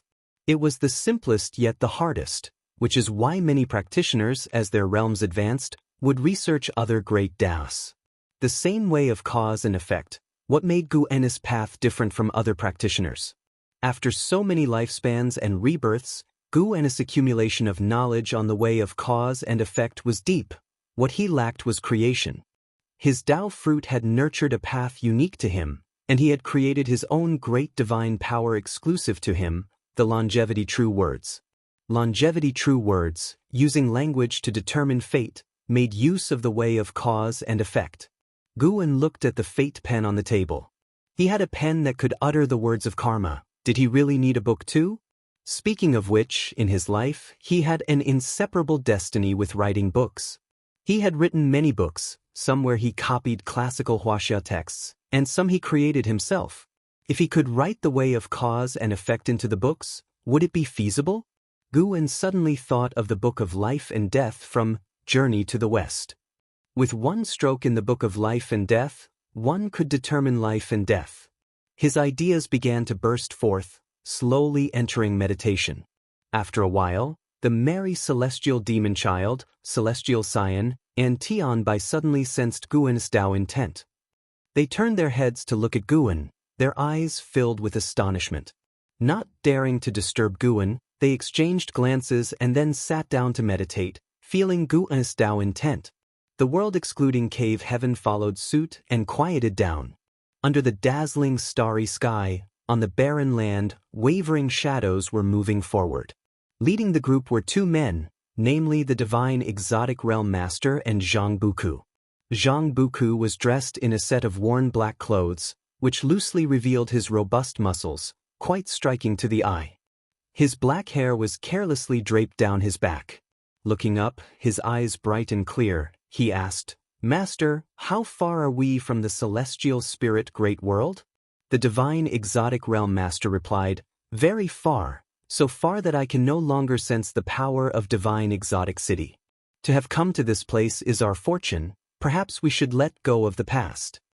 After leaving the celestial spirit great world, they had been traversing the great heaven and earth non-stop until a few years ago when they were swept into the darkness by a river filled with the rules of space and time, completely severing their connection with the celestial spirit great world. Upon hearing this, a look of sadness crossed Zhang Buku's face. He missed his martial uncle, longed for Liya. But he was no longer that weak self. Wherever he went, he had to fight to become stronger. Suddenly, he saw meteors streaking across the starry sky like torrential rain, sweeping across the entire starry sky, a magnificent sight. Immediately after, he was struck by an awe-inspiring scene. A colossal celestial horse flashing brilliant light emerged behind the countless meteors, stepping on auspicious clouds, crossing the land they were on. Under this colossal celestial horse, no matter how high their cultivation level, all would feel extremely insignificant, and the dark land was lit up as if moving from nighttime to daylight. The divine exotic ghost king and the divine exotic resentful ghosts behind them were also startled, causing an uproar. "What is that?" Zhang Buku couldn't help asking the divine exotic realm master. The divine exotic realm master, living the longest, could always solve his puzzles. The divine exotic realm master looked at the cloud-striding, bright celestial horse with a complicated gaze and said, "That symbolizes the auspiciousness of the heavenly Tao. You can call it a celestial horse. They are supreme, being able to cross yin and yang, across all heavens and myriad realms. It is said that all beings who see the celestial horse will gain the blessing of destiny. It seems our luck isn't bad." Celestial horse? Zhang Buku murmured to himself. Although he had seen many and was well informed about divine beasts and fierce beasts, he had never seen an auspicious being like the celestial horse. The celestial horse was so majestic that it seemed even larger than heaven and earth, radiating a holy light that made people yearn for it, as if it was the most perfect creation in the world. Even after the celestial horse following the meteor swarm had disappeared, and the land had fallen back into darkness, the graceful figure still lingered in Zhang Buku's mind. What kind of existence could subdue such an auspicious being? Zhang Buku had this thought, and immediately after he felt ashamed. How could one defile such an auspicious being? He shook his head and carried on. The divine exotic resentful ghosts continued to discuss the celestial horse, feeling amazed and unforgettable. The divine exotic realm master walked ahead, saying, "Perhaps there is an incredible fortune waiting for us ahead. The celestial horse is a sign." A smile appeared on his face. Since coming to this universe, he had finally seen hope to shake off the role of a chess piece. Zhang Buku didn't think so much. He just wanted to become stronger. If Martial Uncle and Liya could see the celestial horse, how good that would be. Unfortunately, you're not so lucky. Thinking to himself, Zhang Buku amused himself with the thought. The starry sky was brilliant, unable to illuminate the land, but they pressed on through the darkness towards the dawn. In the third Medicine Valley, at the entrance of Medicine Valley, Guwen strolled forward, toying with a black leather book in his hand. He flung the black leather book into the air, caught it again, and continued to playfully advance. "Master!" A voice full of surprise called out, and an Exen appeared out of nowhere in front of him. Guwen smoothly caught the flying black leather book and tucked it into his bosom. This was a book that governed life and death. It was not something others could touch. Chapter 476, Legend of the Sword God. "Master, where on earth did you go? How could you disappear for a year without a word?" An Exen glared at Guwen, complaining, yet her eyes were filled with delight. Guwen gave her a look and said, "It's just 1 year. In our sect, when great cultivators go into seclusion or leave, isn't it for decades or even centuries? Look at you. Without me around, can't you manage Medicine Valley anymore?" He had been in a world-excluding cave heaven, absorbed in enlightenment, sitting for a year, worrying not only an Exen but also the profound mysterious Zhenren of the North Sea mountain ridge. The folks in End-of-the-World Valley, on the other hand, didn't show much reaction. After all, that Medicine Valley belonged to Li Xiandao, and Guwen was just overseeing it. Third Medicine Valley and Profound Valley were also not in disarray. Most disciples believed that nothing would happen to their master after being away for only a year. Who in this world could hurt their master? The reason for Nzin's panic wasn't fear that something had happened to Guwen. She was just afraid that Guwen might leave the celestial spirit great world. She had heard that beyond the sky lay an even vaster world where many great cultivators never returned, pursuing their own great Tao. For someone with cultivation like her master's, staying in celestial spirit great world was only good for tempering the heart. It offered no other benefits to him. Having followed her master for so long, an Exen certainly didn't want to be abandoned. "People are only scared. It's because you didn't even mention it," an Exen said with a hint of melancholy.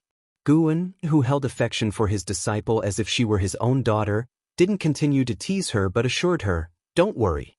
If Master really were to leave, I would tell you, and if you wish to follow, I would take you with me."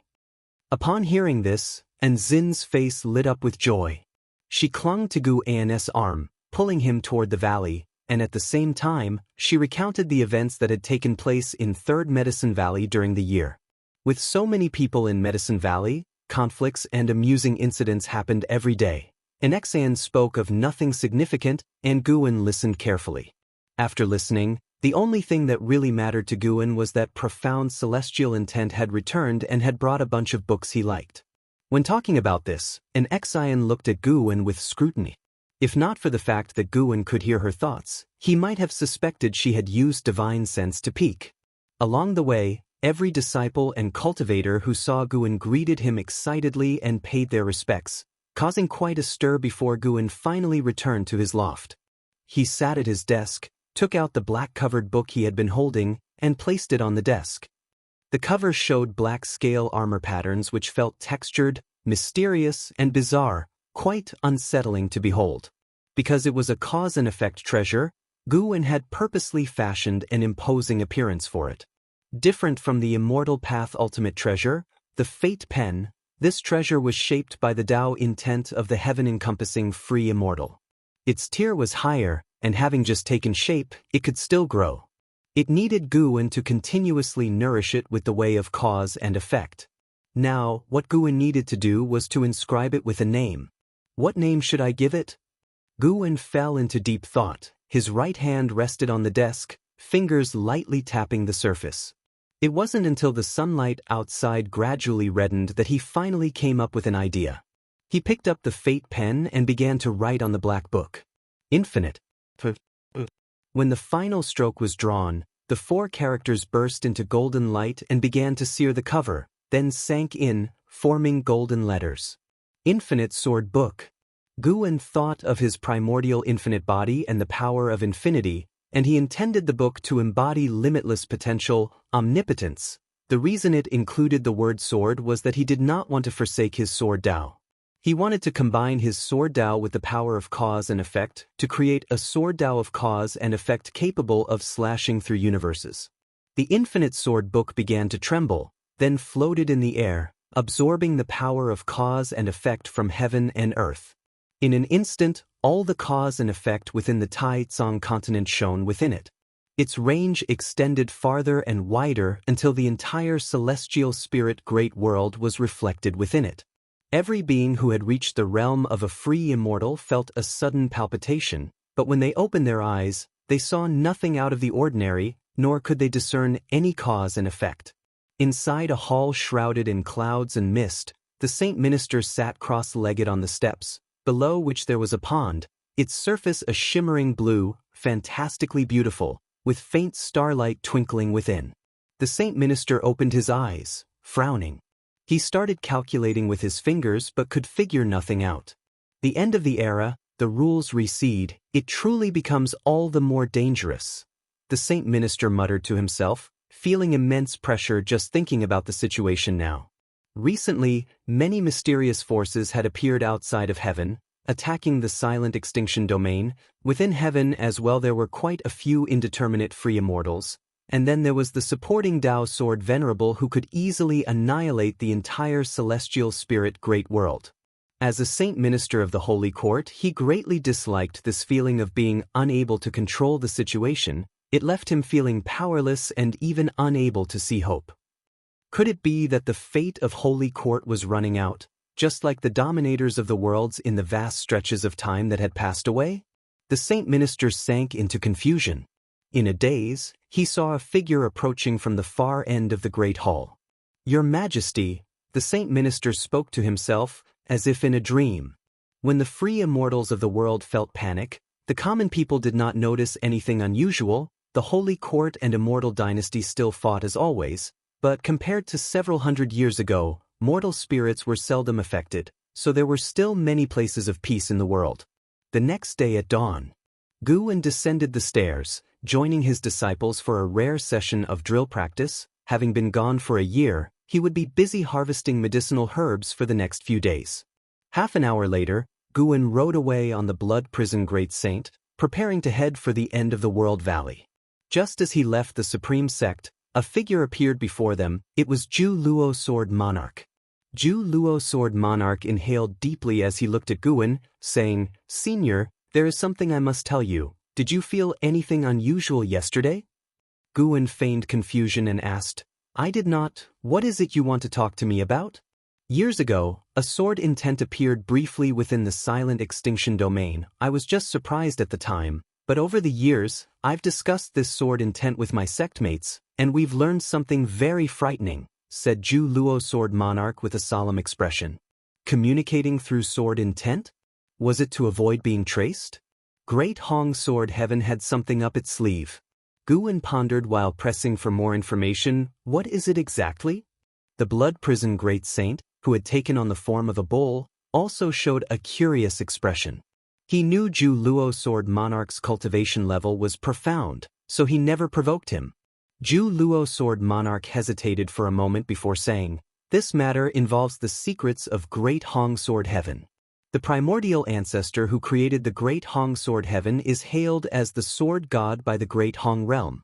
He is also the only true disciple of the Sword Dao Saint Ancestor, the only being who has ever defeated the Sword Dao Saint Ancestor. After the Sword Dao Saint Ancestor's fall, his temperament changed drastically.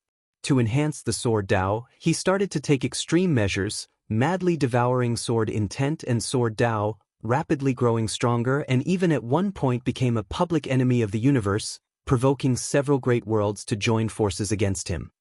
He has disappeared for many years, his life and death unknown. The Sword Intent that flashed past years ago was very complex. It made me feel disorderly, terrifying, and agitated. Only his Sword Intent could match, and yesterday, I and my sectmates, the free immortals, all felt a quiver in our hearts, suspecting that the Sword God might have reappeared in the world. He might even be targeting you. With that, Zhu Luo Sword Monarch looked at Gu In with a tense expression. This kid feared neither heaven nor earth. It was the first time Gu In had seen him so wary of someone, even more so than of the battle court. Gu In asked, "Compared to the divine emperor of the silent extinction domain, how does the sword god of your great Hong Sword Heaven measure up?" Zhu Luo Sword Monarch had mentioned the Sword Intent, which Gu In had also felt. It was very fierce and disappeared quickly, likely having entered into the river of Sword Dao. The river of Sword Dao is a manifestation of the rules, residing on another plane, independent of the universe. He had not expected that the master of that Sword Intent was the Sword God, Yang Pingon. If what Zhu Luo Sword Monarch said was true, then it was indeed a possibility, because Gu In had also sensed that the Sword Intent was very complex, even carrying a hint of demonic possession. Zhu Luo Sword Monarch shook his head, saying, "How could I know such comparisons? It's beyond my level." Gu In laughed, saying, "All right, I am aware now, you may step aside." Hearing this, Zhu Luo Sword Monarch hurriedly made way. The blood prison great saint lifted his hooves, marching forward. Zhu Luo Sword Monarch watched as Gu In's figure receded into the distance. Seeing his nonchalant demeanor, he became even more convinced that Gu In was the Sword Dao Saint Ancestor. The legend says the Sword God defeated the Sword Dao Saint Ancestor, but how can the Saint Ancestor not take the Sword God seriously? Could the stories be fabricated? Zhu Luo Sword Monarch secretly contemplated, feeling it was very likely. After all, it was the Sword God who founded the Great Hong Sword Heaven, not the Sword Dao Saint Ancestor. The successive sword masters of Great Hong Sword Heaven naturally wished for it to be the strongest, so they would intentionally exalt their founding teacher. The thought that the Sword God and the Sword Dao Saint Ancestor might duel again dispelled Zhu Luo Sword Monarch's nervousness, replaced instead by excitement. Chapter 477, 150 billion years life span. Gu In heard Zhu Luo Sword Monarch's inner voice behind him, and his lips curled up. A decisive battle with Yang Pingon? Had Yang Pingon not taken advantage of his injury years ago, how could he have won a match against him? Throughout Yang Xian's life, as long as the enemy was not 2 great realms higher than him, he had never been defeated. Only after they walked far away did Blood Prison Great Saint finally couldn't help but inquire about the sword god mentioned by Zhu Luo Sword Monarch. He felt sure his master knew everything and was omniscient, merely pretending not to reveal the secrets of heaven. His master was an existence that stood above the 9 heavens of the immortal path. Being called a sword god naturally means he is formidable. Look at our celestial spirit great world. Do we have a recognized sword god? Sitting on the back of Blood Prison Great Saint, Gu In casually responded, then he took out the Infinite Sword Book, ready to ponder the divine skills of Sword Dao. The Sword Dao is hidden in the book, with thoughts that kill the enemy. The targeted enemy will face a sword directly, unable to dodge, unable to endure, unable to deduce. This was Gu In's concept for the Infinite Sword Book. The specific sword techniques still needed careful consideration. He was not in a hurry. He had plenty of time to think about Sword Dao. Hearing Gu In's words, Blood Prison Great Saint fell into endless reverie, feeling he needed to remake his Great Saint reputation. At the very least, he wanted all living beings to admire him, rather than proclaiming himself as the great saint. 10 years later, in the sacred domain, in the Chen family mansion, 12-year-old Chen Chuan was practicing swordsmanship. Dressed in white robe and black trousers, his black hair tied high at the back of his head, he already possessed a handsome countenance despite his young age. The patriarch of the Chen family, Chen Xiong, stood on the stone steps, his left hand behind his back, his right hand in front, holding 2 jade stones. He watched Chen Chuan's posture with a face full of relief and indulgence. Chen Chuan had shown extraordinary talent since he was a child. Without anyone teaching him the cultivation technique, he was able to cultivate spiritual power on his own, which had shocked the entire Chen family. Furthermore, with the existence backing the Saint King also supporting Chen Chuan, he had become the Chen family's biggest pride and hope. Yang Jian had 2 great beings behind him. Whether it was the Saint Minister or supporting Dao Sword Venerable, they were beings the Chen family looked up to unattainably high. The kid is growing up fast. Chen Xiong stared at Chen Chuan, feeling emotional inside. The thought of Chen Chuan leaving the Chen family made him somewhat reluctant, especially thinking about the fate of Chen Chuan's parents, which made him even more sympathetic towards the boy. Though he didn't like Su Ling, he didn't want to see his grandson lack parents.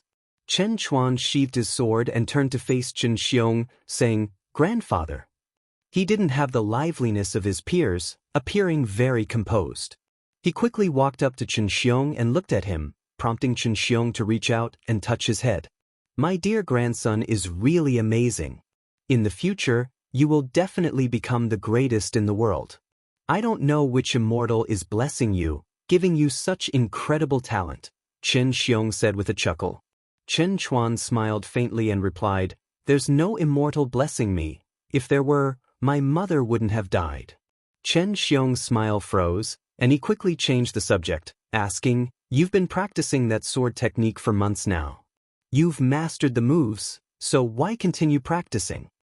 Chen Chuan responded, "During the process of practicing, I have gained many insights. Although it's the same sword techniques, I can perceive other sword techniques during the practice." Chen Xiong was secretly amazed, wondering about the mysterious depth of the sword technique left by the Saint King. He had also seen the sword technique left by Yang Jian and thought it was just an ordinary beginner's sword technique, but he still listened to Yang Jian's advice and let Chen Chuan practice it. "Really?" Chen Xiong asked, delighted. "Could this be a test left by the Saint King? Does this mean Chen Chuan has already passed the test?" His eyes grew brighter, feeling that Chen Chuan was an unprecedented genius for the Chen family, capable of bringing transformation to the family. "Really, I saw the mountains, saw the flowing waters, saw the boundless oceans, saw the brilliant Milky Way, and I even saw a river." Chen Chuan was recounting what he had seen and heard, and Chen Xiong listened intently, becoming increasingly excited, as if he were beholding a priceless treasure. The summer breeze rustled the leaves in the courtyard, and the sight of the grandfather and grandson standing on the steps was so beautiful. When Chen Chuan had finished speaking, Chen Xiong sincerely exclaimed, "My dear grandson, I can hardly wait to see your name celebrated across the world. You're bound to become the most formidable sword cultivator in the Holy Court, perhaps even destined to end this chaotic era and crush the Immortal dynasty." Chen Chuan's cheeks flushed slightly as he scratched his head and said, "Grandpa, you're exaggerating. How could I be that great?" Chen Xiong burst into hearty laughter and started to recount the legendary tales and mighty figures of the Holy Court, which left Chen Chuan with eyes full of admiration. He was, after all, still a youth. Admiring heroes was in the nature of youths. Unbeknownst to them, someone was perched on the eave of the nearby roof, watching them. It was Guan. At that moment, even the free immortal standing in front of him wouldn't have been able to detect his presence. Watching Chen Chuan's life, Guan thought about the time Xiao Chuan was with his grandson. Xiao Chuan was smiling then, saying how great it would be to be such a good grandfather. "Now you've fulfilled that dream," Guan said with a smile on his face. He also heard Chen Chuan's heartfelt ambition. This youngster was even more ambitious than in his previous life. "In that case, as your senior brother, I will fulfill your wish, since you have also devoted a lifetime to me." Guan raised his right hand and waved his sleeve toward Chen Chuan. In an instant, A stream of Dao intent transformed into a gentle breeze that blew towards Chen Chuan, causing his black hair to flutter and his white robe to billow. Chen Chuan's eyes widened, and he seemed somewhat dazed. Noticing his grandson's unusual behavior, Chen Xiong couldn't help but ask, "Grandson, what's wrong?" Chen Chuan subconsciously replied, "Nothing, I just had a new insight." "Really?" Then continue pondering, "Grandpa shouldn't disturb your cultivation." Chen Xiong hastily moved aside. Seeing this, Chen Chuan immediately closed his eyes and immersed himself in his own insights. Chen Xiong stepped back 10 paces watching him, and he too seemed somewhat dazed. In Chen Xiong's eyes, the sunlight on Chen Chuan's body became even brighter, like the legendary Immortals, on the brink of ascension at any moment. Gu Wen was still standing on the roof, looking down at Chen Chuan. Suddenly, "Sword Gu Ming harbors hostility towards you, filled with the intent to kill. Would you like to employ lifespan detection?" Gu Wen raised an eyebrow. Usually, he would trigger life expectancy predictions since he met many people, but they were almost all merely displeased. It had been a long time since someone wanted to kill him. Interesting. He immediately chose to employ lifespan detection. Sword Gu Ming, midstage in Zizai Immortal Realm 318,726,309/15 billion/15 billion, 15 billion years lifespan? Xian Tian Free Immortal. Gu En's divine sense swept across the universe in an instant, not capturing the Xian Tian Free Immortal. Silent Extinction Domain indeed had free immortals, but they could be counted on one hand, all secluded from the world. Could this person be from outside the universe? Gu En pondered briefly, then flash-stepped back to the hidden spirit palace. The moment he landed, he pulled out the infinite sword book from his bosom. Chapter 478. A sword. Gu En held the infinite sword book and walked to his usual rocking chair. When he appeared, Su Ling, who had been meditating next to the garden, immediately stood up and saluted him. The deep-sea dragon carp, more audacious, had grown familiar with Gu En and approached him curiously, asking, "The infinite sword book? What is this book?" Gu En answered nonchalantly, "It's a forbidden book, don't look at it. Hurry up and go practice, and don't delay me from reading." Seeing his master was not as gentle as usual, the deep-sea dragon carp quickly scurried away. Gu En then took out the fate pen. With one hand he flipped open the infinite sword book, and with the other he held the pen, its tip against the page. This was his first time utilizing the infinite sword book, his heart filled with anticipation. The enemy might come from beyond the cosmos. He didn't know if he could slay it. And if he did, could he gain lifespan? He stopped contemplating these thoughts and focused on channeling the power of karma into the infinite sword book. In the cosmos, countless nebulae speckled the expanse, some like running giants, some like the palms of a creator, others resembled mysterious fierce beasts, colorful and bizarre, everything looking fantastically alien. A streak of sword light sped through the cosmos carrying two figures, one a vigorous man clad in purple and standing tall, the other an old, hunched man with a back bent by time. The man in purple had a crystal crown on his head, his brows emanating sharpness, and his eyes reflecting two swords, adding an oppressive air to his gaze. The old man beside him, shorter than his shoulder, held a wooden staff, his cheeks dotted with age spots, two antler-like tufts of white hair among his mane, reminiscent of deer antlers. "Master, are you really going to act on behalf of the Divine Emperor?" "A being the Divine Emperor cannot deal with is likely not so simple," the old man with antlers said, frowning with worry in his eyes. The man in purple was Sword Gu Ming. He replied, "If it were so simple, the Divine Emperor wouldn't have sought me out. Indeed, his status does not permit him to pass through the world gate.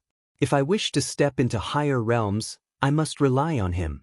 I can already feel my own limits. Though I can live many more years, nearly immortal, I feel I cannot reach higher realms." The old man with the antlers fell silent. He too wished for his master to grow stronger, yet the thought of venturing into that part of the cosmos filled him with unease. As long as the opponent doesn't surpass the profound Yuan Free Immortal, it cannot be my match. If they were truly that formidable, the celestial spirit god would not allow such a being to continue growing. Sword Gu Ming continued, his voice calm. His gaze seemed to cross the cosmic space and time, landing on the celestial spirit great world. The celestial spirit god is indeed formidable. Even when the great Tao trembles, he still stands guard there. It seems there is a great secret, the old man with antlers lamented. That has nothing to do with us. The divine emperor would also not meddle with such karma.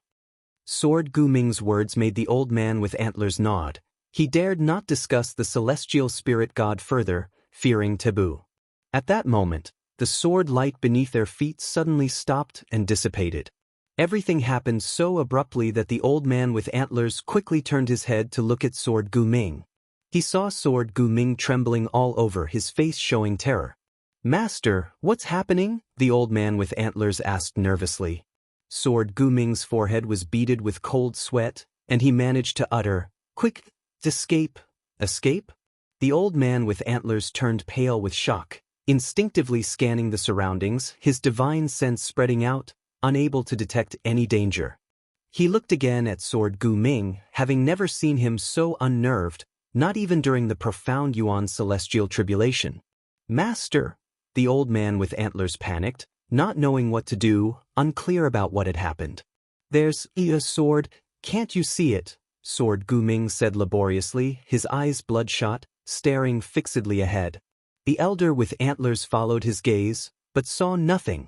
"Where is it? How far away from us?" The elder with antlers anxiously asked. "Right in front of us."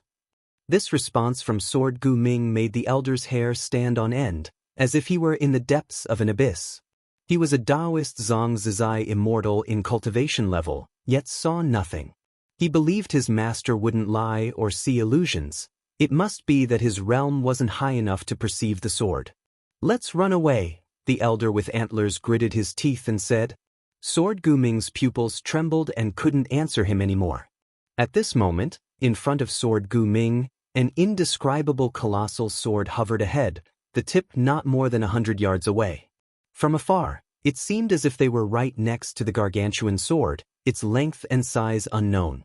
In front of this sword, they were smaller than dust particles. This sword was the image of the Cyan Hong sword, not emitting any dazzling light, but exerting an endless and immense pressure on Sword Gu Ming. Sword Gu Ming felt the breath of death. From this sword, an overwhelmingly terrifying karma force emanated, submerging him like a tide. He was resisting with his own sword intent, but it was utterly useless. The sword tip was still advancing. Sword Gu Ming couldn't escape or fight back. He could only resist with all his might, but the more he resisted, the stronger the pressure felt. By now, he couldn't even speak. In his sensory world, the elder with antlers had disappeared. Seeing that Sword Gu Ming couldn't respond, the elder with antlers' body shook even more intensely, fueling his panic. What kind of power could push his master to such a state? He was caught in an inner struggle. Should he flee or stay with his master? But even if he stayed, he could be of no help whatsoever. This Daoist Zhang Zizai immortal had never felt so powerless before. Suddenly, Sword Gu Ming's eyes widened as he began to speak, "Quick!" But after uttering just one word, the entire cosmos fell silent in an instant. The elder with antlers widened his eyes. Under his watch, Sword Gu Ming exploded into countless light stars. All these light stars were made of Sword Gu Ming's sword intent, and they were also fading away. The elder with antlers' eyes bugged out, and his mouth unconsciously hung open.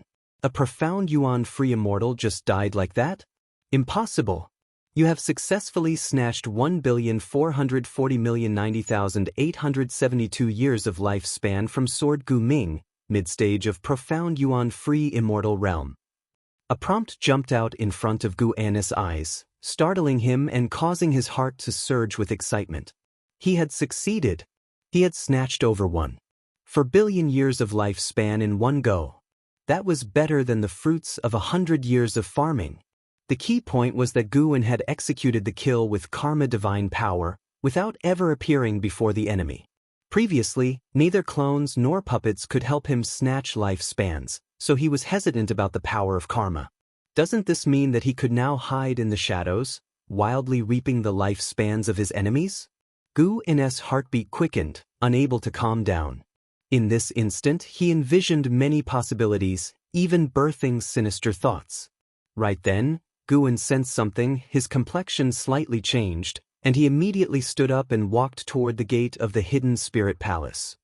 Chapter 479, Battling Against the Heavens. After entering the hidden spirit palace, Gu In flashed to the center of the grand hall and sat down to meditate, beginning to cultivate energy. He felt a strange power trying to harm him. It was somewhat like the way of cause and effect, but more terrifying than that. Gu In used his own power of the way of cause and effect to resist, but he couldn't neutralize this eerie force quickly. As time passed, Gu In gradually understood this eerie force. It was karma retribution. It seemed that there was some power in the cosmos maintaining balance over those who used the way of cause and effect to prevent the collapse of order. Though the way of cause and effect is one of the 3,000 great Tao, it has the ability to influence all Tao, involving time, reincarnation, life and death, and so on. A small change in cause and effect could overturn the past. Without suppression, the way of cause and effect would be tantamount to the strongest Tao. But in fact, the 3,000 great Tao are all equal, with no distinctions of strong or weak, depending only on the cultivator's achievement in their respective Tao. The stronger the force of cause and effect used, the greater the karma retribution suffered. Gu In opened his eyes and pulled up his attribute panel to check. He found that his lifespan was decreasing, yet his lifespan had already been the number he had seized, which was now 54 billion years. While cultivating energy, he waited. Karma retribution couldn't possibly deduct his 14 billion years of lifespan, could it? If so, then this was equivalent to no lifespan stolen at all. Worse, not only had he not gained lifespan, but he had also lost it. Gu In furrowed his brows, but fortunately after a short while, the speed at which the lifespan numbers jumped began to slow. After the time of one stick of incense had passed, his lifespan no longer decreased. He had lost a total of 2 billion years of lifespan, which meant that he still gained 12 billion years of lifespan. That was a huge profit. Gu In exhaled in relief. He raised his right hand, looked at his palm, and saw black lines emerge, like the creepy wounds of poisoning. He had withstood the karma retribution, but these remaining traces still required time to erase.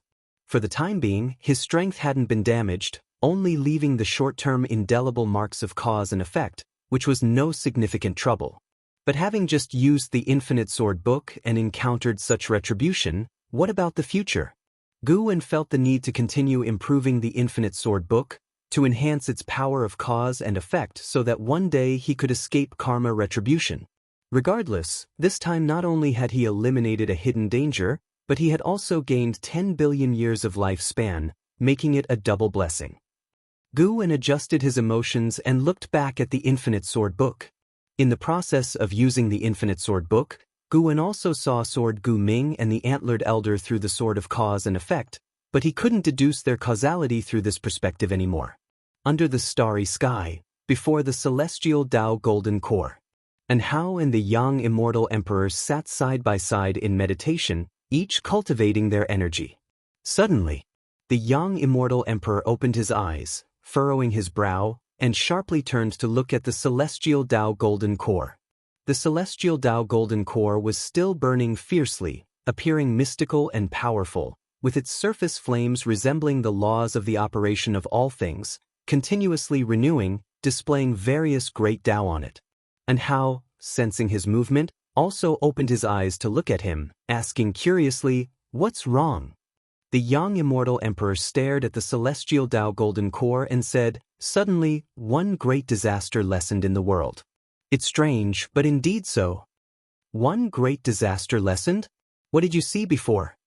And Hao grew more curious. While contemplating the celestial Tao golden core, I saw the future, where a river hung in the heavens for all living beings to see. This river, manifested by the sword Tao, would bring a cataclysm to annihilate heaven and earth. The young immortal emperor replied, his thoughts drifting back, narrating with a tone filled with certain feelings that made Hao visualize the scene depicted in his words. And Hao couldn't help but ask, so, such a calamity suddenly disappeared, could it be that a great power has changed the destiny of great heaven and earth? Does that mean the celestial spirit great world will be peaceful from now on and no longer chaotic? The young immortal emperor snorted. Do you really think the tribulations of the world stem from the ambition of some powerful being? It's not so. Whether it's the immortal dynasty or the holy court, destiny is shrinking. Only by devouring the destiny of the other can one preserve the Daoist lineage.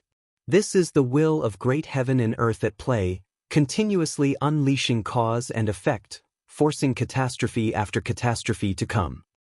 He turned back, took a deep breath, and said, when this great disaster ends, a new one will begin. There's only one way to put a complete stop to it. What way? And Hao asked with a frown. He disliked this kind of predestined fate, as it made him feel that his talent was a gift from heaven, and that the Tao practice he cultivated was also chosen by the will of great heaven and earth. Everything seemed to lose its meaning. The young immortal emperor replied, that is for the immortal dynasty and holy court to become one, with the victor annihilating 99% of all living beings, reducing the vitality of great heaven and earth to the extreme, reshaping the rules of heaven and earth, whereafter the will of heaven and earth will naturally subside. And Hao's face changed dramatically. 99% of all living beings must die? Such a will of heaven and earth contradicted his fantasy. At that time, such a situation would be against the righteous Tao, and the victor would hardly be at ease. No one wants to slaughter all living beings, so the immortal dynasty and holy court decided to fight to the death, also reducing the number of each other's beings, said the young immortal emperor, his expression indifferent as if devoid of any emotion. And Hao's brow furrowed deeper. He thought of another matter, asking, could the invasion from outer heaven become an unpredictable factor? Don't let the outer heaven power have the last laugh. The young immortal emperor scoffed. They are mere bandits. If their ambition becomes too great, they will only perish along with their Tao. And Hao wished he could say that hundreds of years ago, if not for his master, we would all have died or been taken over by the heavenly demon. But then he thought again, perhaps his master's intervention was a part of the will of great heaven and earth, or if not his master, then some other powerful being would have intervened. His master was so powerful, why would he remain in the celestial spirit great world? Could it be that his master represents the will of great heaven and earth?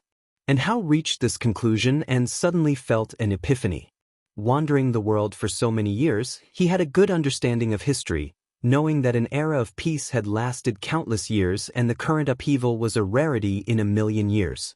The supporting Tao sword venerable had appeared only a little over 1,000 years ago, after the disappearance of Xianxia. The more he thought about it, the more it seemed to make sense, as if he had seen through the truths of the world. Wait, if his master represented the heavenly Tao, then his master choosing him. And Hao's eyes changed as he entered a mysterious state. The young immortal emperor, sensing this change, could only lament inwardly that the heavenly Tao was unjust. Rather than envy in Hao, he was more curious as to why the calamity had vanished. In his peering, that calamity was more desperate than any past disasters, and he could not forget the figure of Sword Gu Ming. That figure was even more terrifying than the profound desolate demon god or the silent destruction god emperor. What kind of being is contending from behind the scenes? Is this a battle against heaven? Can one really win against heaven? The young immortal emperor mused silently, then looked back at Hao. If Hao was the chosen of the heavenly Tao, would he stand a chance against such beings in the future? He couldn't imagine what Hao would look like in the future. When autumn came, within Profound Valley, Guan sat on a cliff, watching Jiangshi and Xianxia engaged in combat in the sky before him. Both had reached the level of Profound Heart Realm. When Xianxia first arrived, he was just a teenager, barely 20 years old, and now he was nearing 1,000. It was estimated that in another 500 years, this master-disciple pair would attempt to break through to the Nirvana realm. Guan had cultivated them within Profound Valley and had not invested much effort. Their reaching the Profound Heart realm was inseparable from their own hard work. The blood prison great saint sat behind Guan, remarking, "And Xianxia, this kid, really is increasingly showing the demeanor of his ancestor." And Xianxia, who bore a strong resemblance to Hao, had a presence that grew even more pronounced after becoming powerful. He's still a far cry from it, Guwen said offhandedly. And Hao had already inherited the true immortal inheritance, and his cultivation level was advancing at an incredibly exaggerated pace. And Xianxia could never surpass an Hao in this lifetime. The gap would only widen. Not just an Xianxia, anyone of his generation could only look up to an Hao. Guwen suddenly thought of the celestial sect legacy in his own possession. The celestial sect legacy was also a kind of celestial Dao destiny, which could grant longevity but at the expense of one's freedom, being manipulated by the heavenly Dao. Should he let An Xianxia accept the celestial sect legacy? Never mind whether he could catch up or not, there was no need to trouble An Hao further. No matter how many disciples he had, An Hao was still the disciple Guwen valued and anticipated the most, and Xianxia could not compare to An Hao in his heart. An Hao was the first disciple he had truly cultivated with all his heart from a young age. Compared with An Xianxia, Guwen was more concerned about Xianxia. Since Xianxia had entered Profound Valley, he had been diligent and hardworking. Initially, his eagerness to join Profound Valley at all costs, even possibly causing the death of Lu Jiujia, had left a poor impression on Guwen. But over the years, Xianxia had proven his loyalty over a millennium, and Guwen had begun to place great importance on him. Unlike the visible strength of An Xianxia, Guwen felt Xianxia had more potential. This young man deliberately held back against opponents of the same realm, aiming to highlight An Xianxia's strength. Guwen even sensed a trace of Dao intent emanating from him. Not yet at the Nirvana realm, Xianxia had already begun to comprehend the way of cause and effect. Judging by his talent for enlightenment, this young man was a prodigy of the millennium. Of course, this was also related to the cultivation of Dao intent by Guwen ever since he discovered Xianxia had an extraordinary perception talent for the way of cause and effect. Guwen had been intentionally and unintentionally exposing him to the power of cause and effect. Indeed, it's a far cry. Speaking of which, it's been a long time since I've heard any news about An Hao. Is he in seclusion? The blood prison great saint asked with curiosity, believing his master must know An Hao's whereabouts. Guwen did not answer immediately, as someone was flying in. A figure emerged from Profound Valley. It was an Exin. An Exin landed beside Guwen, excitedly saying, "Master, there's an immortal god appearing in the human world." Immortal god? The blood prison great saint turned to look at an Exin, and both Xianxia and An Xianxia, who were engaged in combat, also turned their attention. Without turning his head, Guwen asked, "What immortal god? Tell me more." An Exin sat down beside him and said, "An immortal has descended, claiming that by collecting 9 true copies of the theory of heaven, one can comprehend the celestial Dao record, inherit the true immortal legacy and one's destiny pattern." The blood prison great saint couldn't help asking, "What immortal has descended? And so quietly?" In the past, battles between Guwen and those powerhouses had been earth-shattering. In the blood prison great saint's view, if a real immortal came, the commotion wouldn't be small. Chapter 480. Pillar of the Human World, the so-called immortal cultivation true immortal inheritance? Guwen guessed it was very likely to be true. He thought about the inheritance that LV Xian gave him, which included the inheritance of the celestial Dao immortal position. And the ultimate extreme in one's life was also due to the refusal of the position among the immortal gods, which led to the demise of one's body and the extinguishment of their path. Is the theory of heaven influenced by the meddling of immortal gods? Even reaching the Dao fruit realm, it is hard to catch a glimpse of an immortal god. They are ethereal, and seldom are there rumors of them in the cosmos. Blood prison great saint and an Exin began discussing the theory of heaven and the true immortal inheritance. For cultivators, the immortal gods possessed an irresistible allure. Isn't the purpose of immortal cultivation to ascend to immortality? Once, it was believed that the immortal dynasty was the ultimate goal, but later it was discovered that they were merely beings who had reached the immortal Dao realm. The true immortal gods are beyond imagination. Guwen was also curious about the nature of the force to which the immortal gods belonged. What immense entity was it?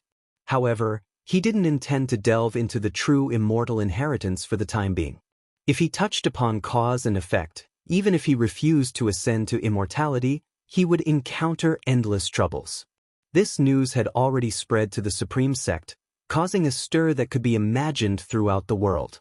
There's going to be more blood and carnage.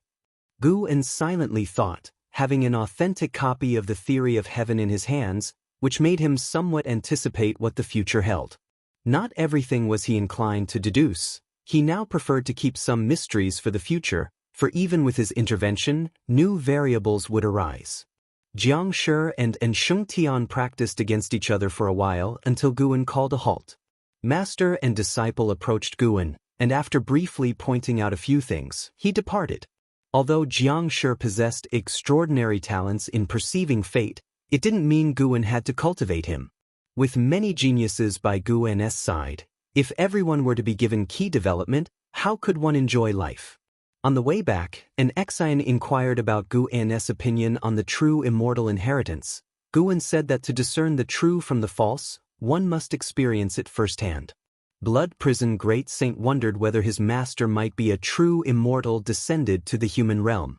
To this day, no one knew of the master's origin. Blood Prison Great Saint gazed at Gu's retreating figure with eyes full of reverence and anticipation. Whether this life would achieve the Tao rested on just how strong the master was. Gu heard the thoughts of Blood Prison Great Saint, and the corner of his mouth twitched slightly. 100 years passed in a flash. Chen Luo, with his white hair, stood on a cliff, gazing at the continuous mountains ahead. Above, there were more cultivators flying back and forth than birds, most of them heading in the same direction. Supreme Sect. Chen Luo's face, aged with time, showed a nervous yet hopeful expression. After so many years, he had finally arrived at the Supreme Sect. From the sacred domain to the Supreme Sect, it took him over 100 years, with quite a few benefactors helping him along the way. Otherwise, he would have perished en route. A century of tempering had made him more composed, devoid of his previous impetuosity. The Supreme Sect, the leading sect of the Taizong continent, is also the pillar of this pure land in the human world. It is said that the Supreme Sect harbors immortals, who once saved all living beings.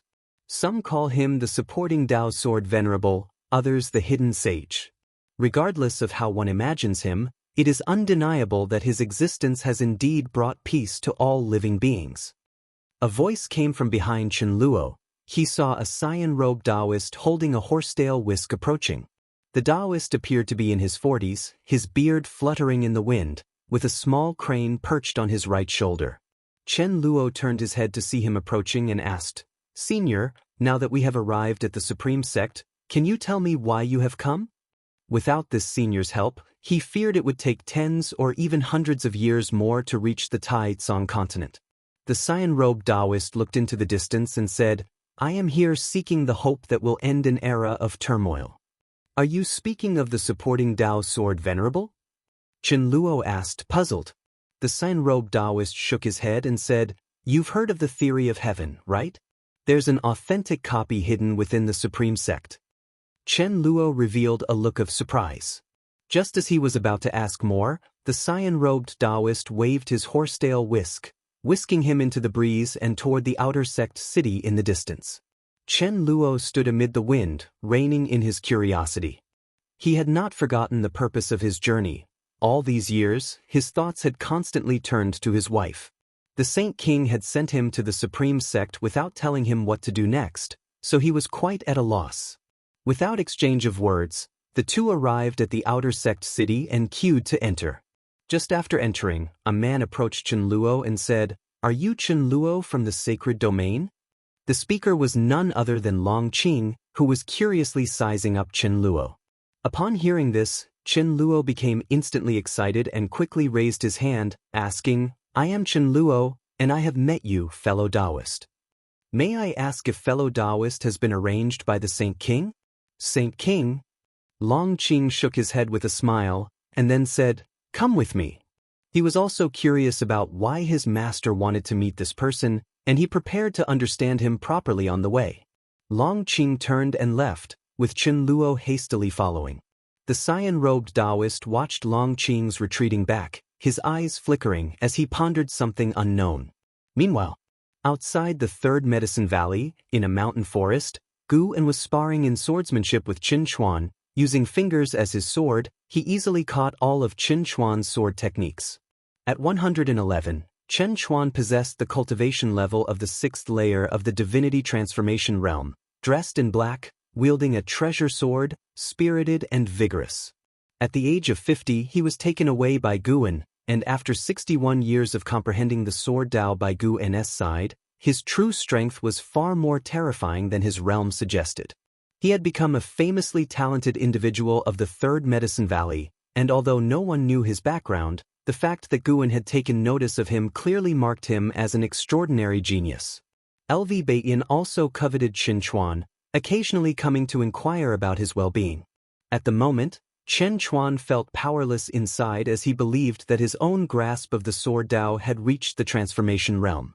In a pure contest of swordsmanship, he could not find the slightest flaw in his master's technique.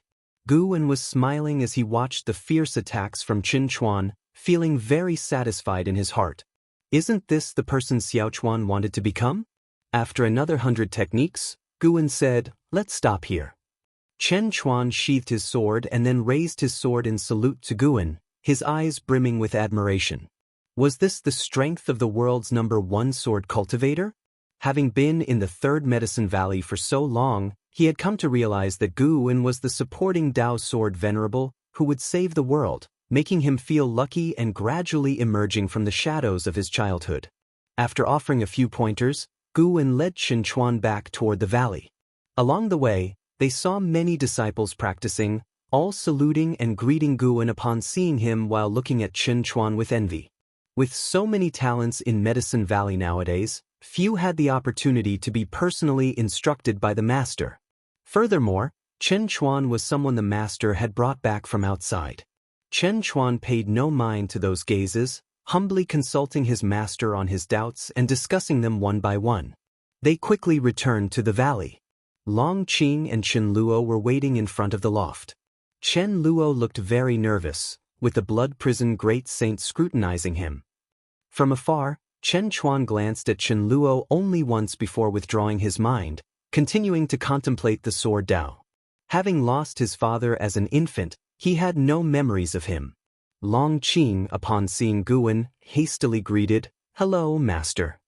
Chen Luo then looked towards Gu En and Qin Chuan, his eyes lighting up, not because he recognized Qin Chuan, but because he was dazzled by Gu En's appearance and demeanor. Such an immortal existed in the world. Gu En arrived in front of Long Qing and asked him to take his younger disciple away. Immediately, Long Qing left with Qin Chuan, arm in arm, leaving Chen Luo alone, nervously facing Gu En. "Let's talk upstairs," Gu En said with a smile and then led the way upstairs. Chen Luo took a deep breath and followed Gu En's steps. Once inside, he closed the door and walked to the desk, before suddenly kneeling down.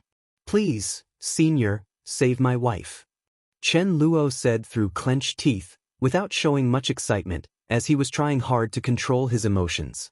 Gu En looked at him and asked, "What have you gained from your experiences over these years, and have you come to any realizations?" Chen Luo looked up, confronting Gu En's gaze. Prepared for this moment, he replied, "Yes, people other than me suffer in this world, and I am not the most tormented among them. Besides my wife, I have parents and a son to care for. I shouldn't be so selfish, so impulsive." Gu En shook his head slightly and said, "You're wrong. There is one more thing you've overlooked. Please enlighten me, senior."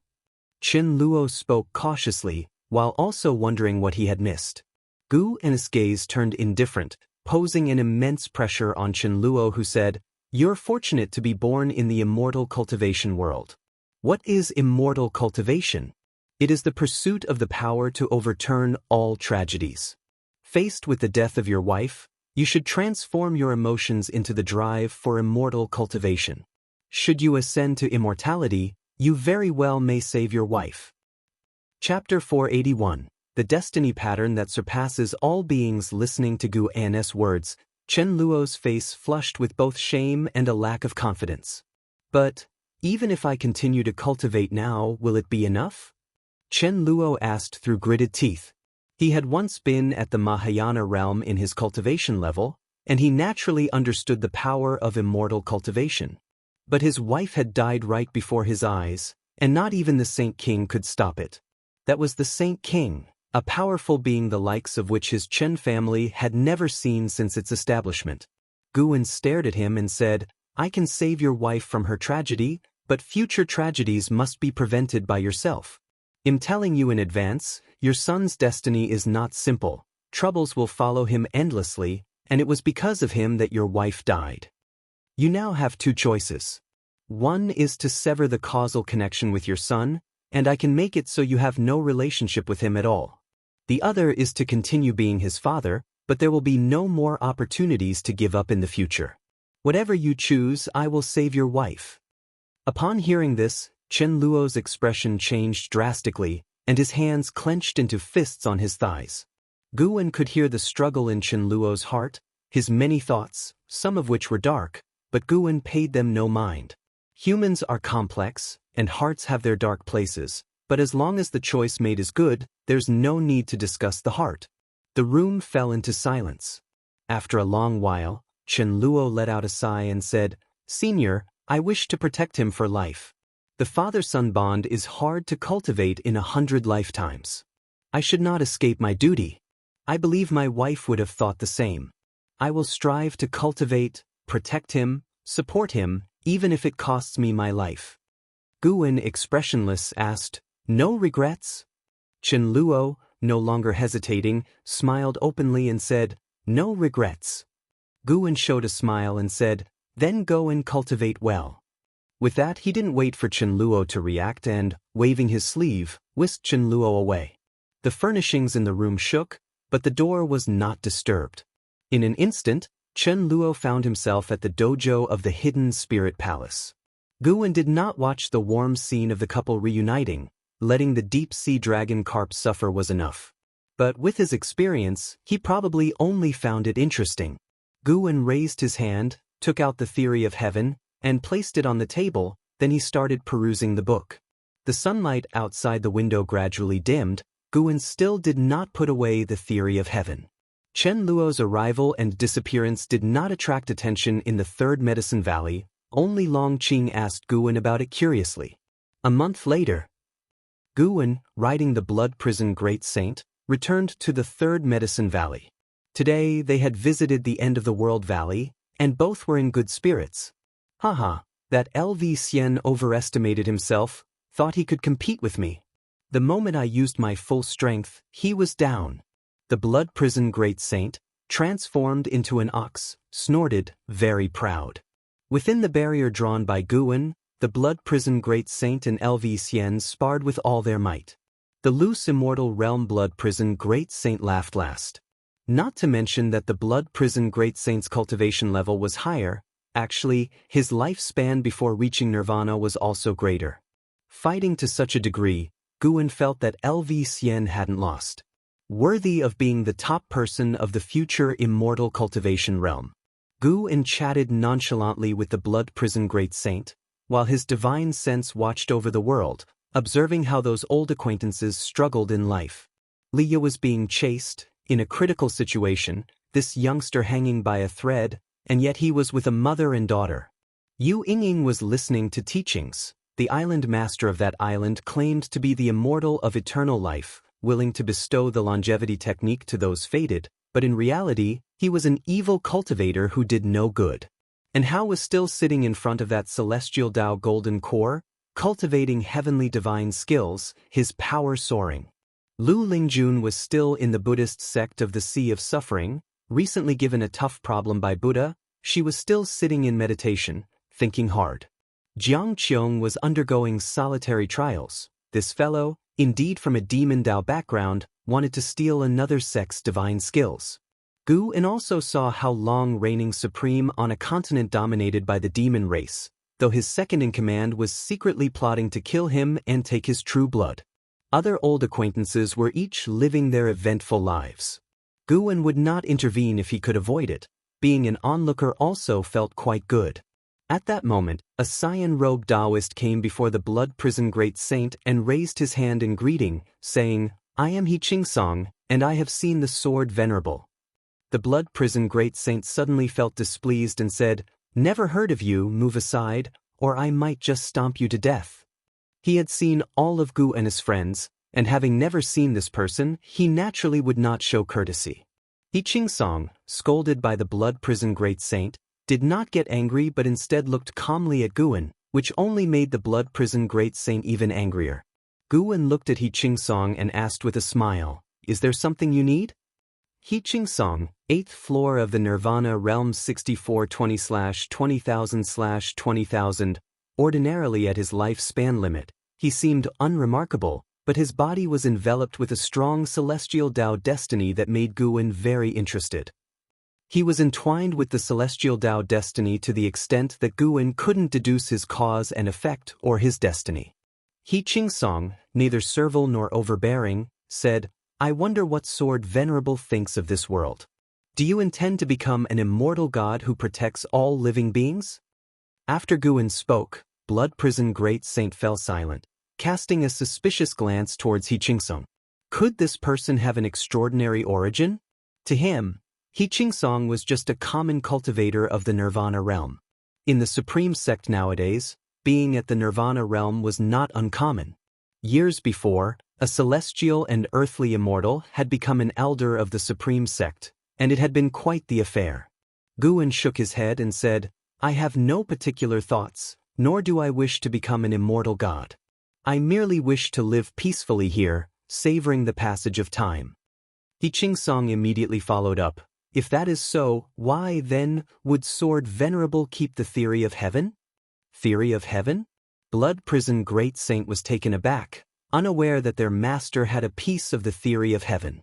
Far away, before the mountain of 10,000 swords where Zhu Luo Sword Monarch was meditating and enlightenment on his sword skills, he opened his eyes and his gaze fell on He Qingsong. This aura, could it be? Zhu Luo Sword Monarch frowned, a bad premonition rising in his heart. Guan asked with a smile, "Do you want the theory of heaven?" He Qingsong replied, "I do not wish for it, merely that its presence in the hands of Sword Venerable means the great fortune seekers of this world cannot obtain the true immortal inheritance. Your Tao practice should not intervene in the operations of the world." Guan looked at him as if trying to see through him, but He Qingsong was not intimidated and met Guan's gaze.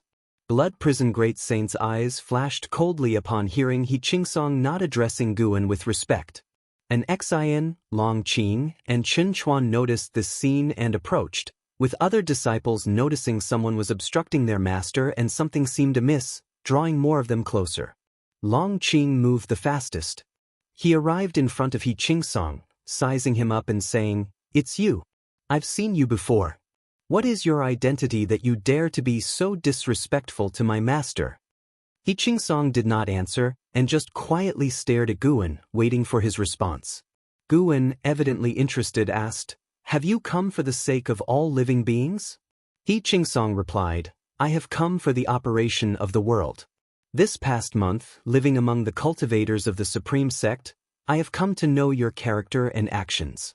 If you truly have a compassionate and merciful heart, you should release the theory of heaven to allow this realm to welcome its savior sooner.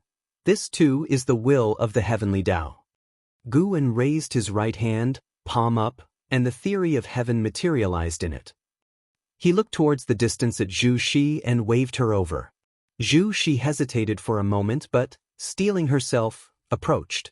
He Qingsong, following Guan's gaze, had a slight change of expression as his pupils dilated. How could it be her? He Qingsong wrinkled his brow, thinking in astonishment. Zhu Xi came to Blood Prison Great Saint's side and raised her hand in greeting to Guan. Guan smiled and said, "Disciple, this person here wishes your master to hand over the theory of heaven. What do you think I should do?" Zhu Xi had heard the conversation, and although the theory of heaven was hers, she feared causing trouble. "It is entirely up to you, master," Zhu Xi respectfully said. Guan laughed and looked back at He Qingsong, asking with a smile, "Could my disciple possibly be the savior?" He Qingsong's face turned awkward, and he didn't directly answer, seemingly on guard against Zhu Xi. Everyone else could see it too and confusedly scrutinized Zhu Xi. Zhu Xi didn't have much presence at the Third Medicine Valley, and the disciples hadn't expected her to have another identity. Guan continued, "It seems you too cannot see through the will of heaven." He casually threw the theory of heaven to Zhu Xi, who instinctively caught it. Guan patted Blood Prison Great Saint on the shoulder, signaling him to move forward. This time, He Qingsong no longer stopped Blood Prison Great Saint but looked at Zhu Xi with a complex expression, his face cycling through clouds and sunlight. The gazes of others shifted back and forth between Zhu Xi and He Qingsong, their minds filled with curiosity and confusion. Seeing that the situation was unfavorable, Zhu Xi turned to leave. "Your Highness, would you like to restore your destiny that reigns above all beings?" He Qingsong suddenly called out, stopping Zhu Xi. Zhu Luo Sword Monarch, hearing these words, seemed to have a realization, his eyes displaying shock, and he muttered to himself, "So, it's really her." Chapter 482 Xingtian, Your Highness? Guan, Longqing, Chen Chuan, and the others looked at Zhu Xi with puzzled expressions. Just how significant was this woman's background? Especially Chen Chuan, who, despite having been in the Third Medicine Valley for decades, didn't have an in-depth understanding of the valley because he was devoted to the Sword Dao, spending almost all his time cultivating.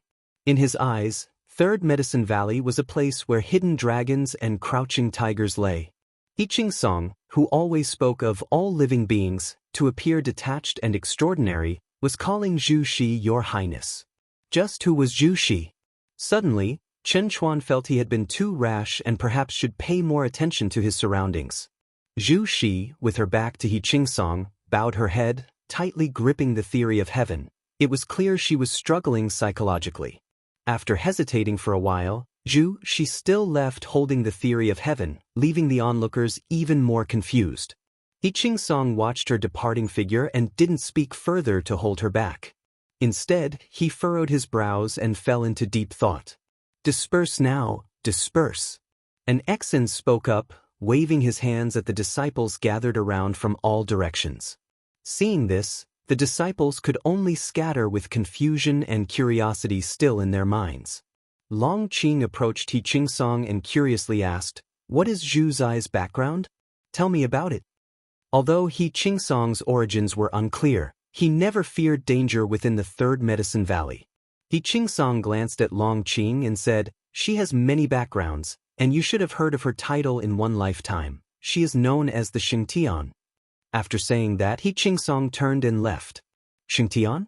Longqing was stunned, as were Guan, Chen Chuan, and others, including some disciples who hadn't walked far. They were shocked too.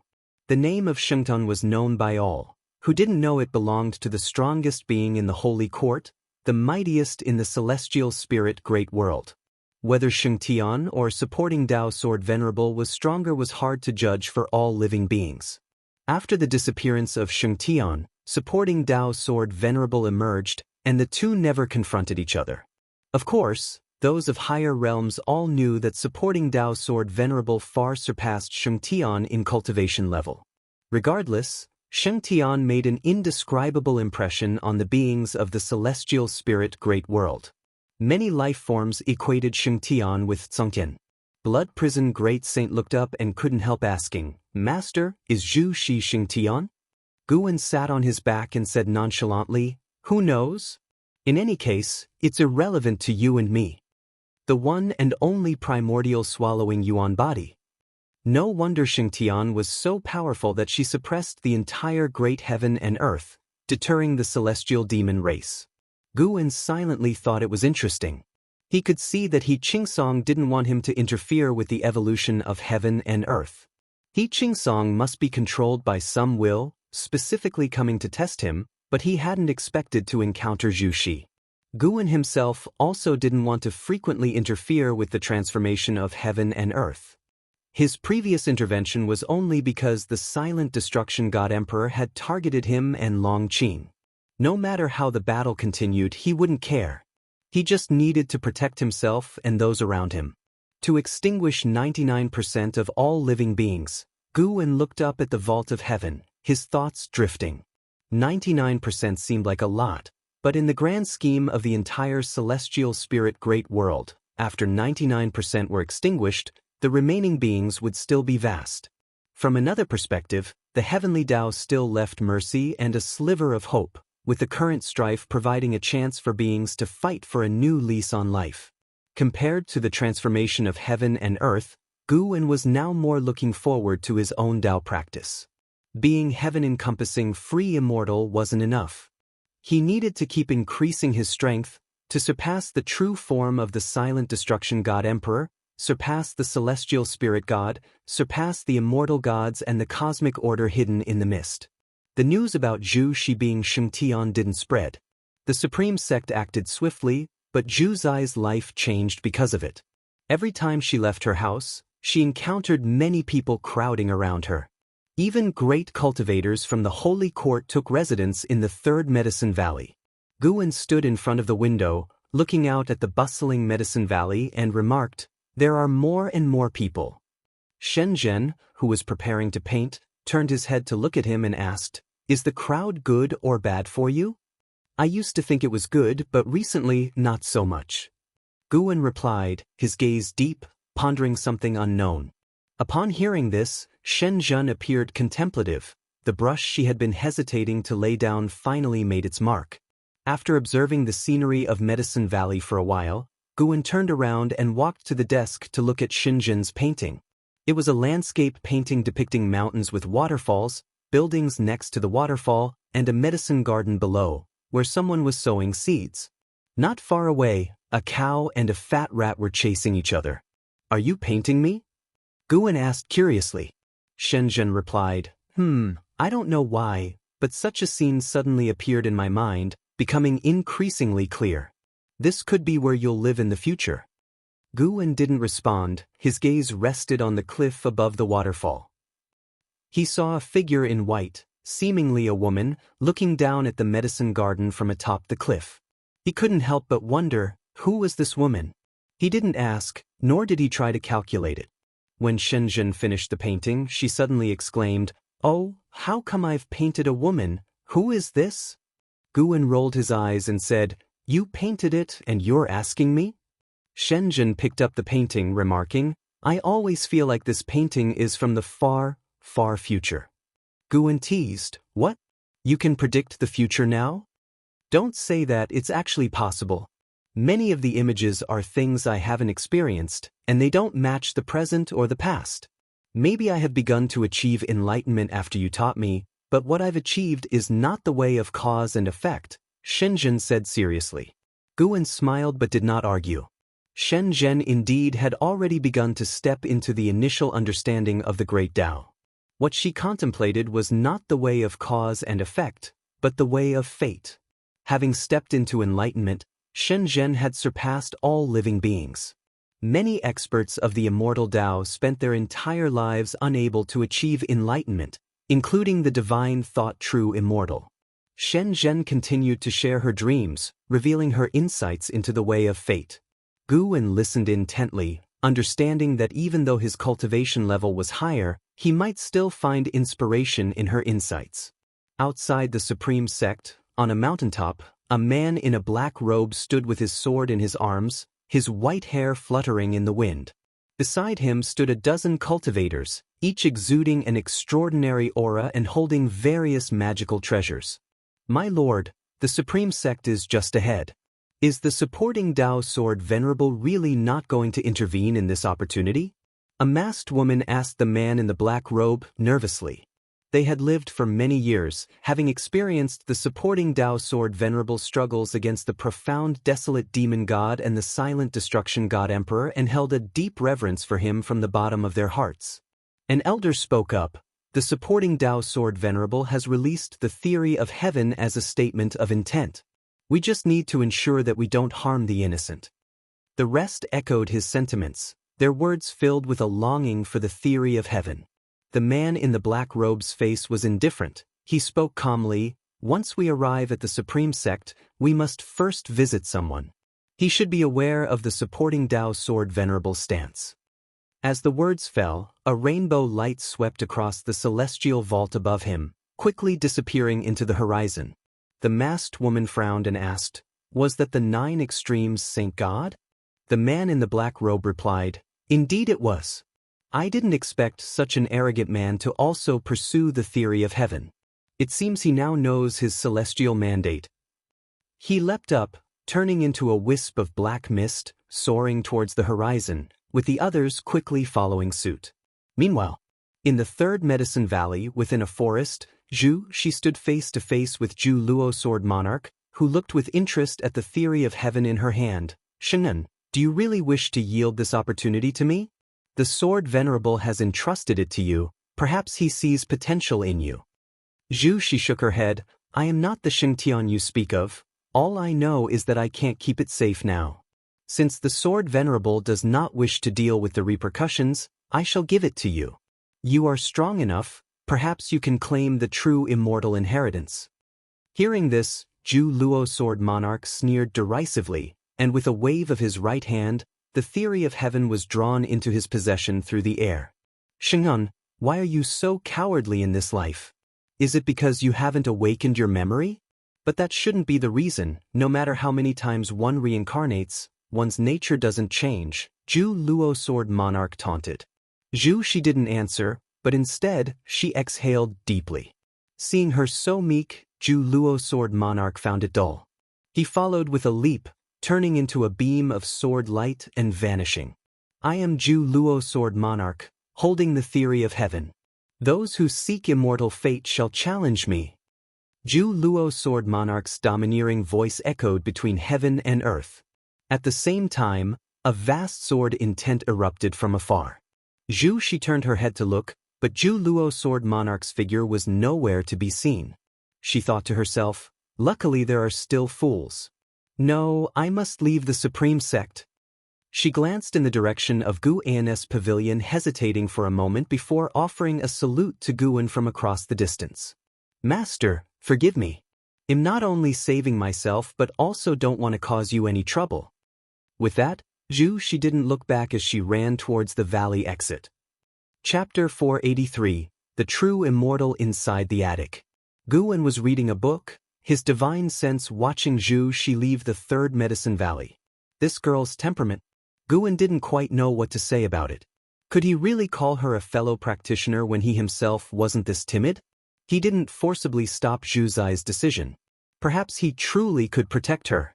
But these past few years, she had clearly been uncomfortable, especially after her identity as Xingtian was revealed. Her heart was tormented, and Guan could hear the anxious voices within her. So be it. Let her go then.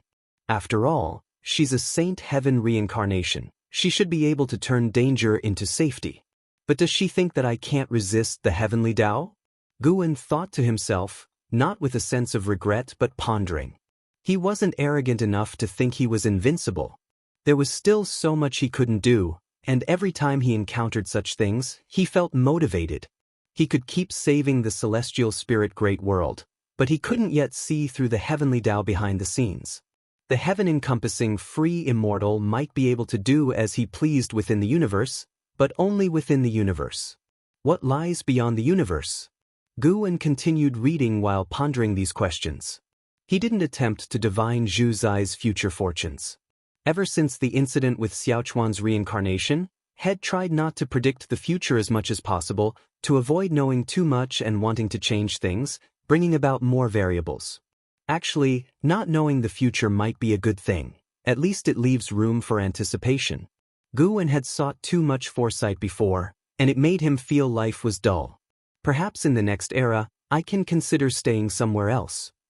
Guan silently thought, the corners of his mouth curving upwards. He, too, started looking forward to the future, to a completely new life. As autumn gave way to winter, the snow blanketed the land in white. In the mountain god temple within the North Sea mountain ridge, profound mysterious Zhenren stood on the eaves, gazing at the distant battle in the sky. The fierce wind raged, the forest shook violently, wave after wave, a sight of magnificent grandeur.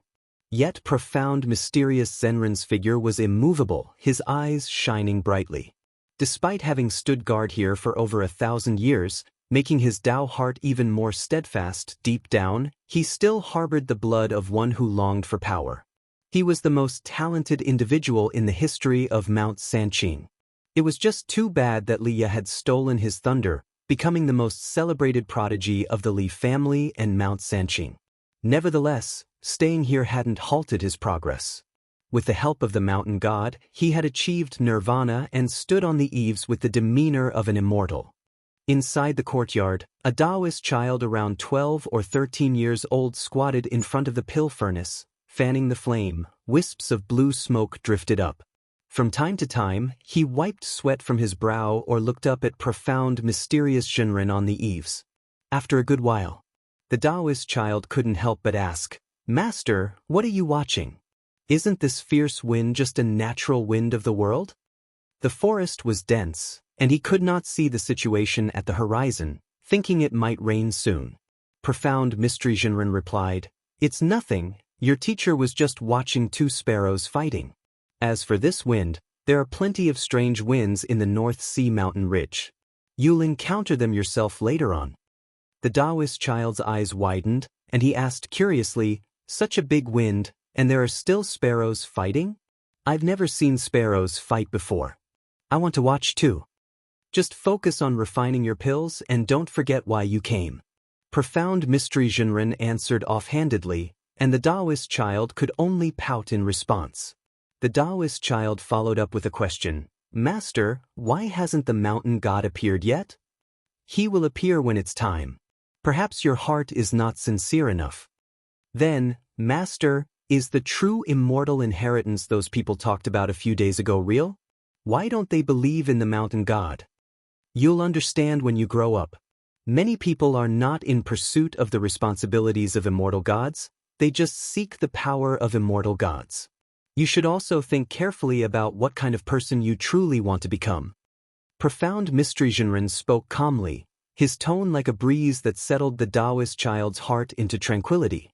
Even the persistent strong winds could not disrupt the tranquility within the courtyard. A figure entered the temple precinct. It was He Qingsong. He Qingsong first looked at profound mystery Zhenren on the eaves, then turned his gaze to the Daoist child. Profound mystery Zhenren turned his head to look at He Qingsong, frowning.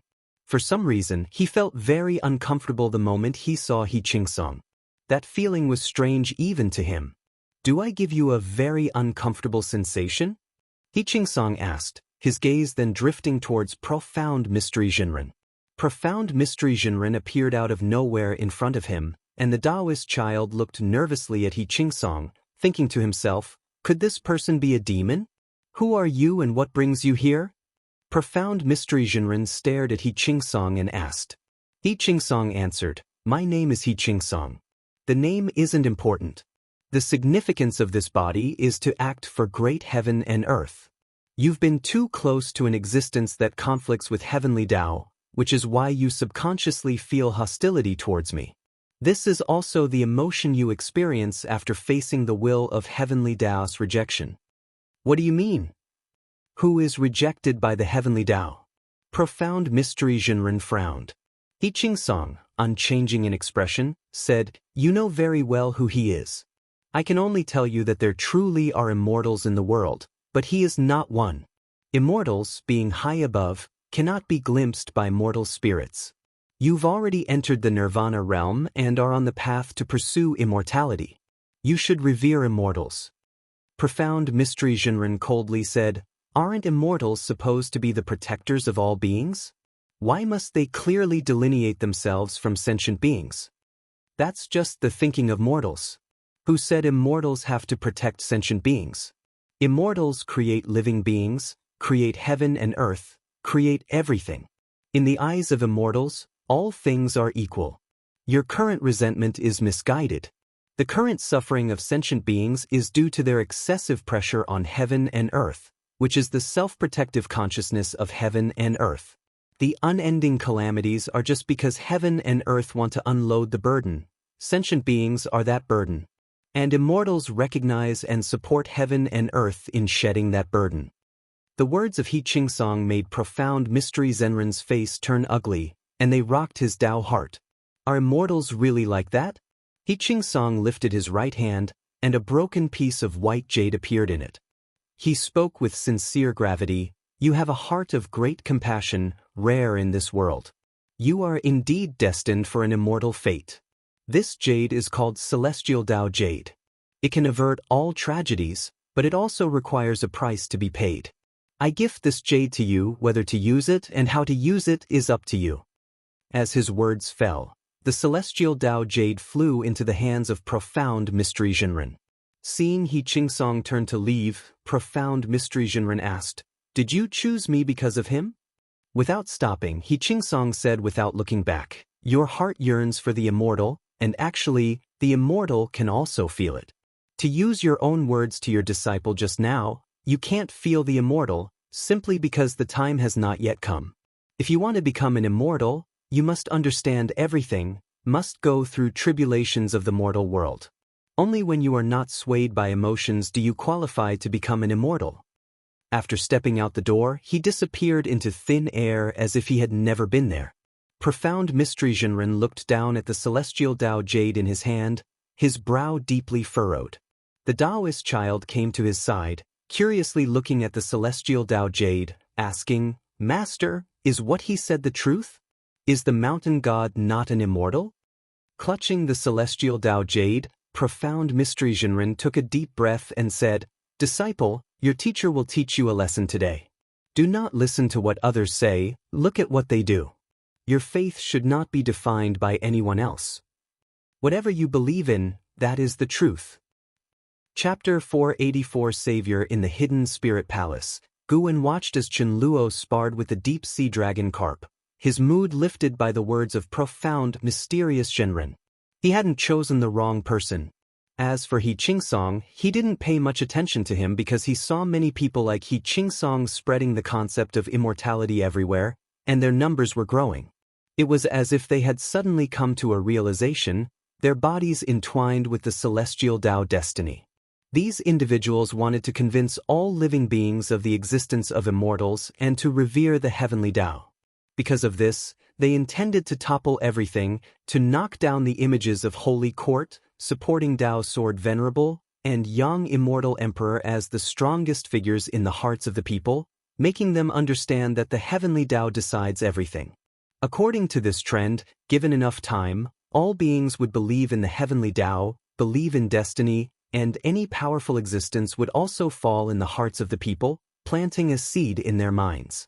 Apart from the heavenly Dao and immortals, nothing is eternal. There would no more be a ruling force as enduring as the Holy Court, because even those in the Holy Court would believe that it could be overturned, as long as the celestial mandate was with them. Bang! Chen Luo hit the ground hard, causing the surface to cave in and form a web-like fissure. Drained of spiritual power and chi power, his long hair was disheveled as he let out a breath, unable to stand up again. Su Ling appeared by his side. She did not pity Chen Luo but instead teased him. "See, debasing your own cultivation level, even if you've recovered now, your strength isn't what it used to be. The 100 years you've missed might take even longer to make up for." Chen Luo gave a bitter smile. "I really was too impulsive before. After you died, all I could think about was chasing after you." Hearing this, Su Ling's teasing mood dissolved. She squatted, helping him up. The deep sea dragon carp, clad in white, descended from the sky. Though he still appeared feminine, his temperament was no longer as fragile as before. The arrival of Chen Luo had deepened his understanding of gender differences, and he too was in search of his true self. "You are very capable. If our cultivation levels were equal, I might not be your match," the deep sea dragon carp said earnestly. Supported by Su Ling, Chen Luo smiled bitterly. "Don't comfort me, I know the gap between us is big. Don't worry, I won't be discouraged." The deep sea dragon carp didn't know what to say, as he indeed was comforting Chen Luo. During their previous sparring, he did not feel any pressure. Guwen lay in a rocking chair, beginning to close his eyes to rest. In every medicine valley and dojo, there were people cultivating, and he was anticipating the roles these individuals would play in the future. Being the heaven-encompassing free immortal, even though he couldn't directly extend the limit of others' lifespans, his influence would ensure that those around him were stronger than what their original destiny dictated. It wasn't that geniuses were gravitating toward Guwen, but rather he was creating geniuses, and those who successfully approached him were great fortune seekers. He was the strongest in the celestial spirit great world, and no matter how much he remained hidden, he would influence the entire world. After chatting for a while, the deep sea dragon carp, Chen Luo, and Su Ling began discussing their aspirations. Chen Luo simply wanted to become stronger to protect his son, Chen Chuan. Su Ling had greater ambitions. She sought revenge. The deep sea dragon carp wanted to unify the ocean and establish order to better protect the hidden spirit palace. Beneath the blue sky, the ocean churned majestically. Ju Luo Sword Monarch stood proudly above the clouds, a book of theory of heaven floating in front of him. With a smile lift at the corners of his mouth and an arrogant expression, he looked down disdainfully at the more than a dozen people below him. Your theories of heaven now belong to me. Scram trash? Even if you cultivate for 10 million more years, you'll never be worthy of touching the theory of heaven. Ju Luo Sword Monarch spoke bluntly, his words filled with mockery. Despite his peaceful demeanor in the Third Medicine Valley, upon his arrival, he even dared to challenge supporting Dao Sword Venerable. The faces of the man in the black robe and his followers were extremely ugly. They all had injuries, and some were even reduced to just souls. Filled with anger and fear, they glared at Ju Luo Sword Monarch. The overwhelming power of Ju Luo Sword Monarch left them in despair, and at that moment, none dared to speak. They could only look towards the man in the black robe, waiting for him to make a decision. The man in the black robe looked at the sword in his hand, its blade enveloped by a faint layer of sword qi. The sword qi was so heavy that he felt it was impossible for him in this lifetime to match Ju Luo Sword Monarch in the sword Dao. He took a deep breath and said, "Retreat." After he spoke, he turned and left, with the other cultivators hastily following him. In the distance, on an island, a group of cultivators and great demons gathered, discussing the recent great battle, and Yang Jian was also present. Yang Jian gazed at Ju Luo Sword Monarch from afar, filled with emotion. What a powerful sword Dao!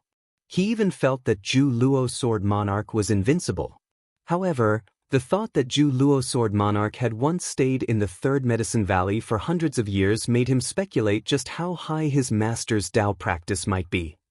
It was said that the Saint Heaven reincarnation also appeared in the Third Medicine Valley and apprenticed under his master.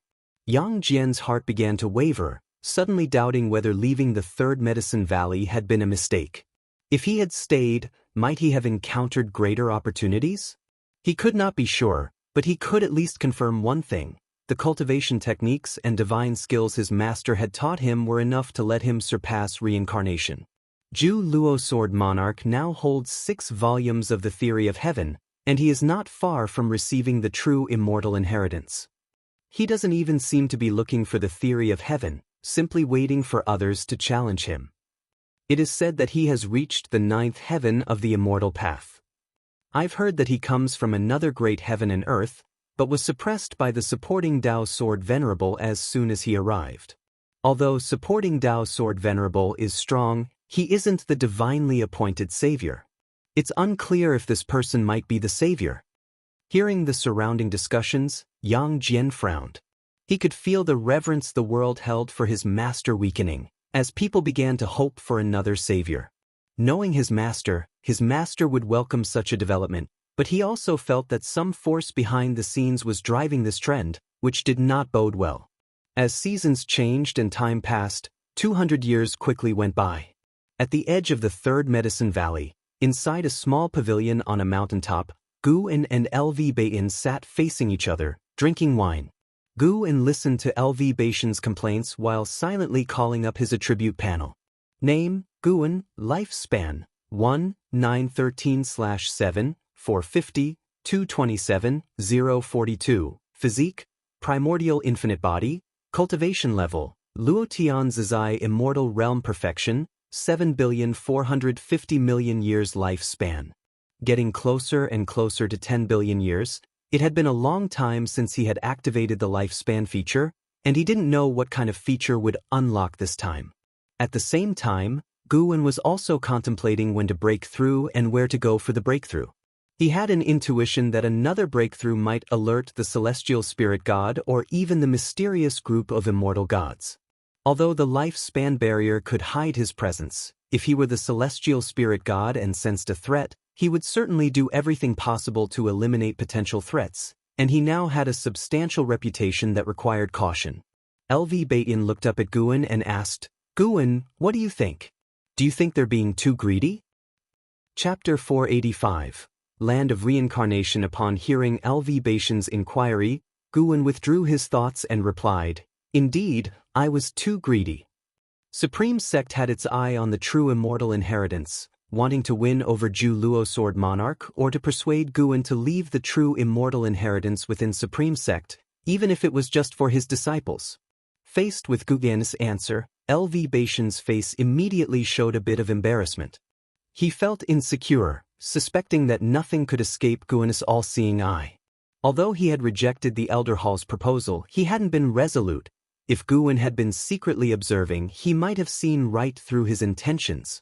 As Supreme Sect was rapidly strengthening, those who had experienced the entire process of its development inevitably became arrogant, and LV Baitin was no exception.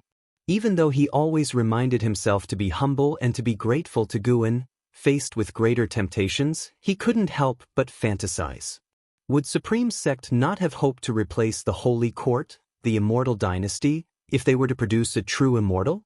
It was evident to the discerning that both the Immortal Dynasty and the Holy Court were going to collapse, with the Celestial Mandate belonging to other sections.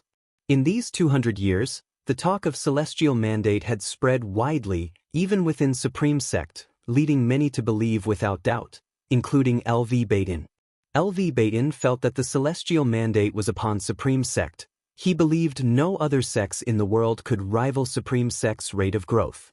Though the profound Abyss Divine Dynasty and Celestial Demon Great Sect were strong, those were powers descended from outer heaven, not a product of normal development. Watching the changes in LV Baitin's expression, Guan also felt a wave of emotion. Truly, times change and people with them. However, he could understand the thoughts of Supreme Sect's upper echelons. For over 1,000 years, after learning of Guan's true identity, Supreme Sect tried its best not to bother him and even helped him deal with many unnecessary trivialities.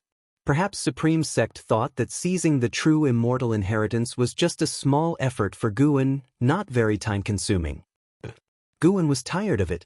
He owed Supreme Sect no favors. He had long since repaid the grace of their past protection. Guan spoke up, "Life is like the tide, and people chase the waves, pursuing the destination of the Celestial Mandate. You wish for it too, and I don't mind, but wanting the Celestial Mandate depends on yourselves. I am powerless to help." Upon hearing this, LV Baitin involuntarily opened his mouth, wanting to say something, but found himself unable to speak. Guan raised his right hand, revealing startling black lines in his palm. "What is this?" LV Baitin's eyes widened as he asked nervously. Guan was not just the faith of Supreme Sect, but also his backbone. If something happened to Guan, how could he remain calm? Guan said, "This is the consequence of intervening too much. If my cultivation dissipates and I become a cripple in the future, I wonder if Supreme Sect will still have a piece of Medicine Valley for me to live out my days?" LV Baitin's face paled dramatically. He had not expected Guan to have such a hidden ailment.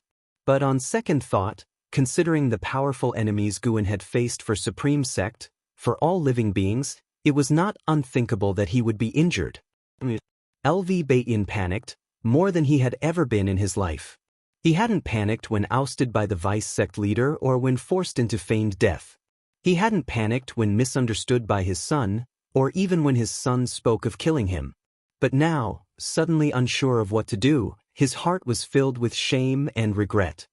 He knew only to ask of Guan, never once inquiring about the pressure Guan faced. If he had known sooner, maybe Guan's injury would not have been so severe? Guan teased, "Sect leader, if I were to be crippled, would you still be willing to transfer power to me?" LV Baitin wanted to comfort him, but thinking of the gap between their realms, he felt he lacked the standing to offer consolation. "Of course I would," he said laughing. "I am not in the integration realm now, but the Mahayana realm, which is sufficient for you to live out the rest of your life in ease. Though the position of sect leader might be uncertain, considering even I have to rely on you for my standing. With the resources of the Supreme Sect, he smoothly reached the Mahayana realm, but his cultivation level was quite embarrassing for someone in the position of sect leader. Gu Anna laughed. That's true. A sect leader in the Mahayana realm is rather disgraceful. My cultivation speed isn't slow, and it's not like everyone can be like an Hao. If I ever lose my cultivation, I'll change my name and surname, and from then on, call me Elder Gu. Sure, when the time comes, I'll accompany you. The two laughed and talked as if they had returned to over 1,000 years ago. Guan was just trying to scare LV Badian, but he didn't expect LV Badian to take it to heart. That was good too. It was time for the entire Supreme Sect to have an awakening. Relying on one person was not good for the sect. 2 hours later, as twilight descended, LV Badian left with a resolute expression on his face, as if he was going to report something to the Elder Hall. Guan then turned his head to look at the third Medicine Valley. From the top of the mountain, the third Medicine Valley was truly magnificent. Wherever he went in the future, he would have to take the third Medicine Valley with him. After all, it was the fruit of his labor for 1,800 years. After sitting alone in the pavilion for a while, Guan stood up and walked down the mountain. The setting sun shone on him, and as he descended the mountain, he gradually became dim. Upon returning to the valley, Guan stopped under the attic, looking into the distance. Chen Chuan was sparring with Long Qing, drawing crowds of disciples to watch and cheer. Chen Chuan had a strand of celestial Dao destiny about him, very faint, hard to detect, but it sure existed. Guan glanced once and continued upstairs. Master, Elder Li of the Inner Sect Refining Hall is about to host a birthday feast for his 2000th year, and he has sent someone to invite you, the Blood Prison Great Saint spoke up. That Elder Li was an old friend of Guan's for 1,000 years, and after living past 2,000 years, he would face his mortality in not too many years. I understand, replied Guan. Go and find an exant, tell her to prepare a gift. Okay. Blood Prison Great Saint immediately rose and went off in pursuit of Nzin's aura. After Guan went upstairs, he sat down at the desk, turning his head to look out the window. After Elder Li's passing, Guan's true friends would be very few. He was still popular now, but more people came to him for his power. When Guan became friends with Elder Li, the third Medicine Valley was not famous, and the apparent gap in their cultivation levels wasn't significant.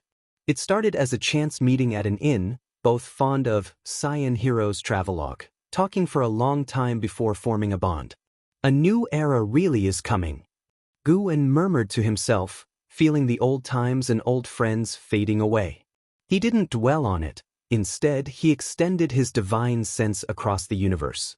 Choosing the place for his breakthrough was what he should care about the most at the moment. As his divine sense probed, he saw a powerful force emerging in the silent extinction domain, even flying the flag of the battle court, having already ruled over a dozen great heaven and earths. The strongest in the battle court was at the late stage of the profound Yuan-free immortal realm, a minor level higher than Sword Gu Ming had been before.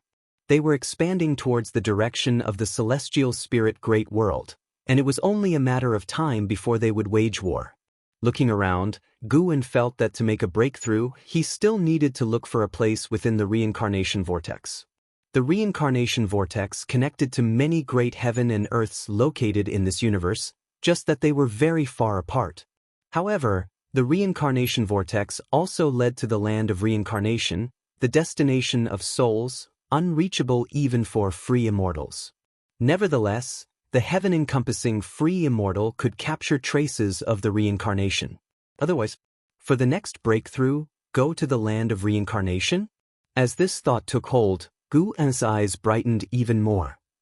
Chapter 486, Behave domineeringly, Yitianji within the dim void, dense fog swirled, with nebulae faintly visible here and there. Within the source of the light hung a grand hall, with 9 suns suspended above it, arrayed in a fan shape. Beneath the 9 suns, a black throne stood upon a high platform, upon which an imposing figure sat. He was clad in armor, with a broad physique, wearing a divine crown reminiscent of a Qilin's head, from which emerged his cold and authoritative countenance. White hair fluttered at the sides of his face, As he supported his head with one hand in a languid pose, continually exhaling turbid breath like a true dragon taking a brief rest. A bolt of lightning struck from the depths of darkness, hitting the grand hall and transforming into a winged man. He was dressed in dark cyan Daoist robes, with a grim expression and long hair cascading freely, resembling a fierce ghost.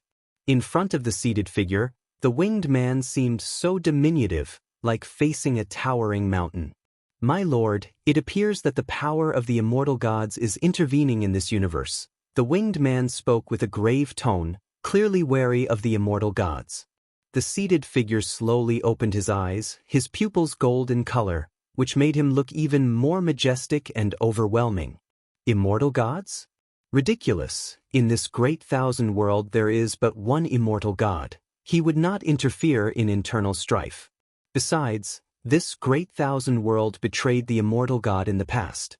The dissatisfaction of the immortal god with this world is not so easily dissipated. His gaze shifted to the depths of the universe, the scenery of the celestial spirit great world reflecting in his pupils.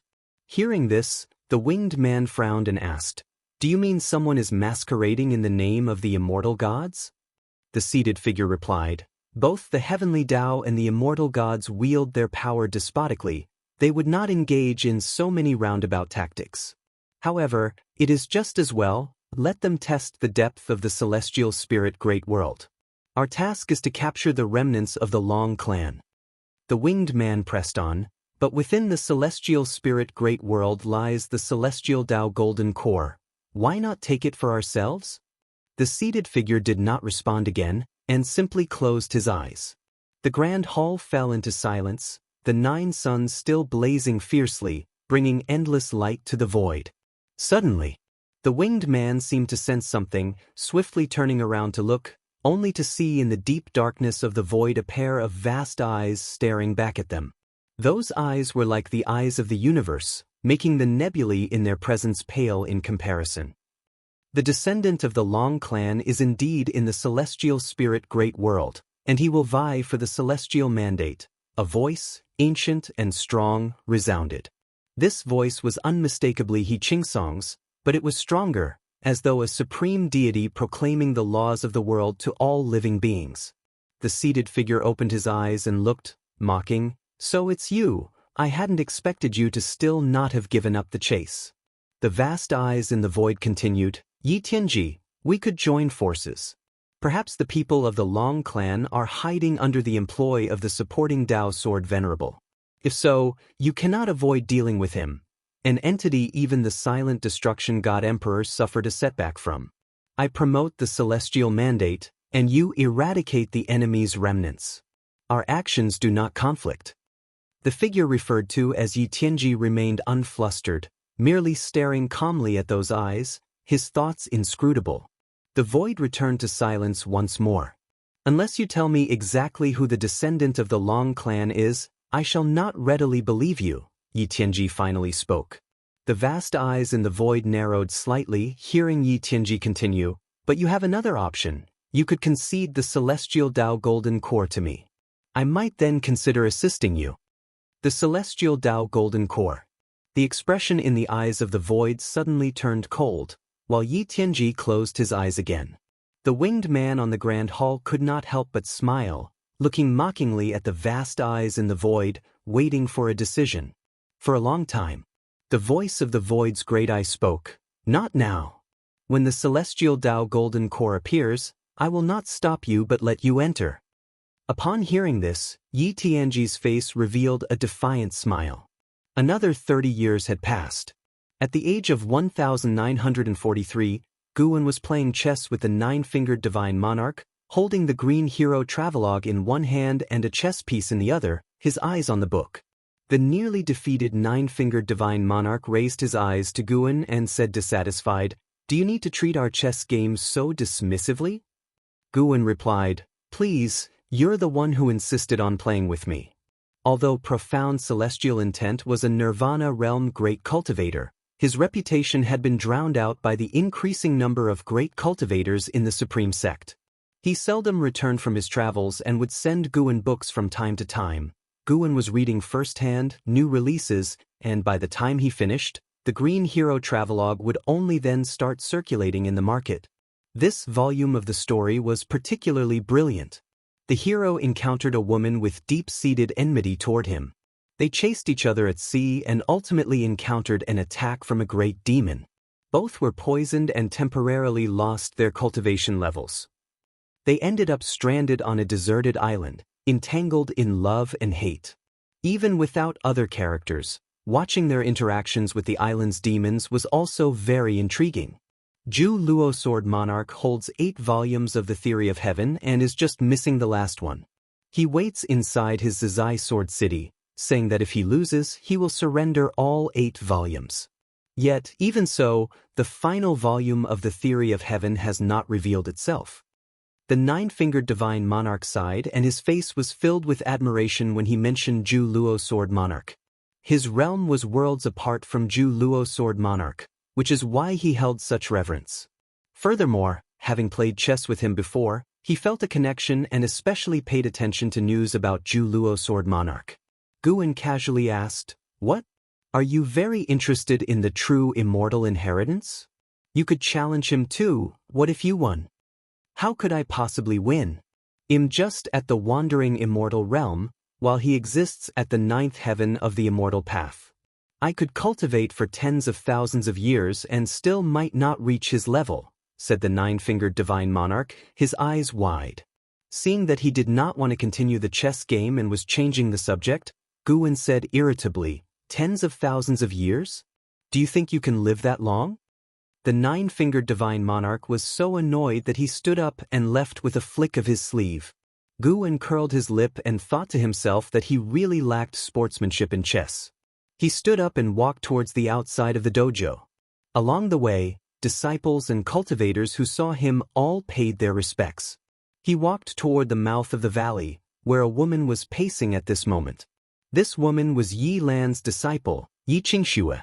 Nearly 1,000 years old, she had reached the divinity transformation realm cultivation level.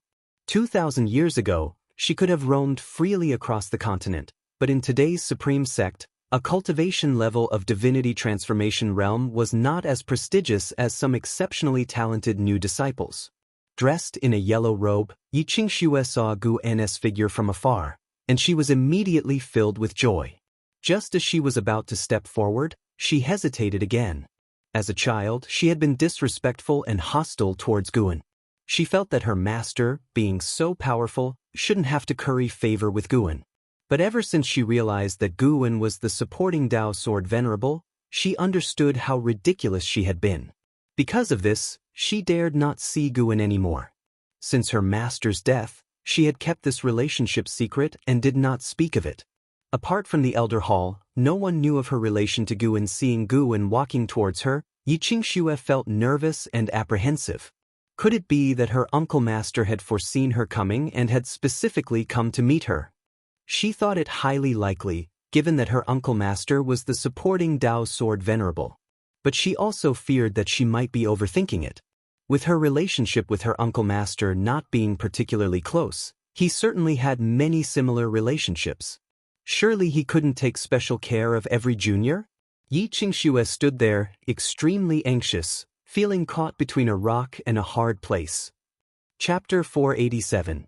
Changes in the world. As Guan approached, Xianxia still didn't dare to greet him, but the nearby disciples came over to pay their respects and greet him. Third Medicine Valley was now home to many disciples, all of them cultivators who required space for practicing their spells.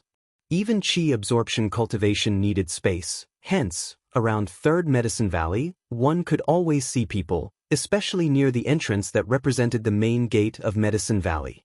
The closer Guan got, the more nervous Xianxia became, hearing nothing but her own breathing and heartbeat. She held power within her subsect as well, and she was considered a talent. Years of experience had rendered her calm in handling matters, so why was she so nervous at this moment? She didn't understand. She could only secretly chide and blame herself. "Now that you are here, why not come in? Must your master uncle come out to fetch you personally? You're making quite the entrance, even grander than the sect leader." Guan's light laughter reached her ears, startling her into looking up and meeting his gaze. She quickly raised her hand in salute, her voice trembling as she spoke. "Greetings, Master Uncle. Let's go. I happen to be free today," Guan said with a smile. Before Yi Lan passed away, the only thing she was worried about was Yi Qingxue, as she was the disciple Yi Lan had personally raised, which was evident from their shared surname. "Go? Where to?" Yi Qingxue asked nervously, her heart surprisingly lifted, not expecting her master uncle to still remember her and treating her with the same gentle attitude as before. She had thought that after her master's death, his brother would no longer show her kindness. "To resolve your troubles," Guan answered and began walking out of Medicine Valley. Yi Qingxue was stunned for a moment, then quickly followed his pace. She caught up to Guan's side and asked, "But I haven't mentioned my troubles. How do you know?" Guan glanced at her and laughed. "You are also a cultivator. Do you think the immortals you look up to can't predict the future?" Yi Qingxue was shocked. Guan then took her flying toward the sect's main city. Their flight wasn't too fast, and along the way, he inquired about how she had been these past years, quickly easing the tension in her heart. After dropping her guard, Yi Qingxue began to discuss the difficulties she had encountered. Her disciple was exceptionally talented and caught the eye of a great cultivator who attempted to recruit her. Failing to persuade her, he kidnapped her. She wanted to seek Zhenqin's help, but Zhenqin had been out on a journey for hundreds of years, leaving her no way to find her. After much deliberation, she decided to turn to Guan. Guan knew she was telling the truth, and he also marveled inwardly at the fearsome nature of heavenly Dao. Hundreds of years ago, noble families within the sect wouldn't dare scheme against anyone linked to him by karma, but now, those in the upper echelons of these families believed he feared the heavenly Dao and would no longer take action. Of course, they still acted cautiously, not harming Yi Qingxue. If supporting Dao's sword venerable really decided to act, they could pretend they were unaware of this connection. This family, surnamed Xin, held formidable power within the supreme sect. Even the leader of the subsect bore the name Qin. They had mastered an evil skill, collecting 99 gifted individuals destined for great fortunes and transferring all their destiny and talent to another individual, creating the strongest of the Qin family to compete for the celestial mandate. The old ancestor of the Qin family was a divine immortal of wondrous dharma, with inconspicuous cultivation level but well known by many for their possession of celestial and earthly immortals. The bustling scenes caused by the Qin family allowing these immortals into the supreme sect had greatly boosted their reputation. The evil skill of the Qin family was naturally a secret, and they dared not practice such deeds within the supreme sect. Therefore, Yi Qingxue's disciple had been transferred to an isolated island overseas. After Yi Qingxue finished speaking, she looked at Guan with pleading eyes. To her, the Qin family was a colossal entity that could not be shaken. She had mobilized all her connections, even reporting to the law enforcement hall, but all efforts vanished without a trace. She had also received warnings, but for some reason, the Qin family hadn't taken action against her. Guan continued forward, his gaze fixed on the path ahead, the breeze fluttering his robe. He spoke, "Qingxue, do you feel that the changes within the supreme sect are significant? Are the changes in this world significant?" Yi Qingxue was perplexed and didn't understand why Guan suddenly asked such a question. After a moment of consideration, she said, "The changes are naturally significant. Aren't all things in the world changing? Every place has its dark corners, and my disciples' experiences are just an exception and won't affect my sense of belonging to the supreme sect." Guan glanced at her, a smile spreading across his face. Yi Qingxue thought Guan was satisfied with her answer, and a smile also appeared on her face. With a senior brother stepping forward, there would surely be hope for her disciple. The pressure that had enveloped her for several days dissipated, and she began to think about how to repay her senior brother. Half an hour later, Guan and his companion finally arrived at the Elder Hall in the sect's main city. This place was the power center of the supreme sect, and its influence was even greater than that of the sect master's mansion. In front of the grand doors of the Elder Hall stood two 10-meter-tall Qilin stone statues, lifelike and imposing, giving an overwhelming sense of oppression. Looking at the three characters on the plaque, Yi Qingxue became nervous again. She had been here hundreds of years ago, accompanying Yi Lan on some errand, and the important figures in the hall had left a deep impression on her with their commanding aura. The disciple guarding the door, seeing Guwen walking straight towards it, subconsciously meant to ask questions. He had just taken a step when a voice reached his ears, causing his face to change dramatically, and with a thud he knelt down. It wasn't just him, the other gate-guarding disciples also knelt down, looking toward Guwen excitedly. Yi Qingxue, seeing them suddenly kneel, naturally guessed that they had recognized the identity of her senior brother. Guwen walked straight into the mansion, and along the way, every disciple and cultivator who saw him also knelt down in succession. Some recognized him, but many were just alarmed or prompted. Even Yi Qingxue noticed something amiss, seeming to sense that someone was secretly watching Guwen along the way. She thought of one of the sect's branches, the most mysterious one. Darkhold. Guwen, what brings you here? A voice sounded, revealing ancient sect with a smiling face coming up to greet him.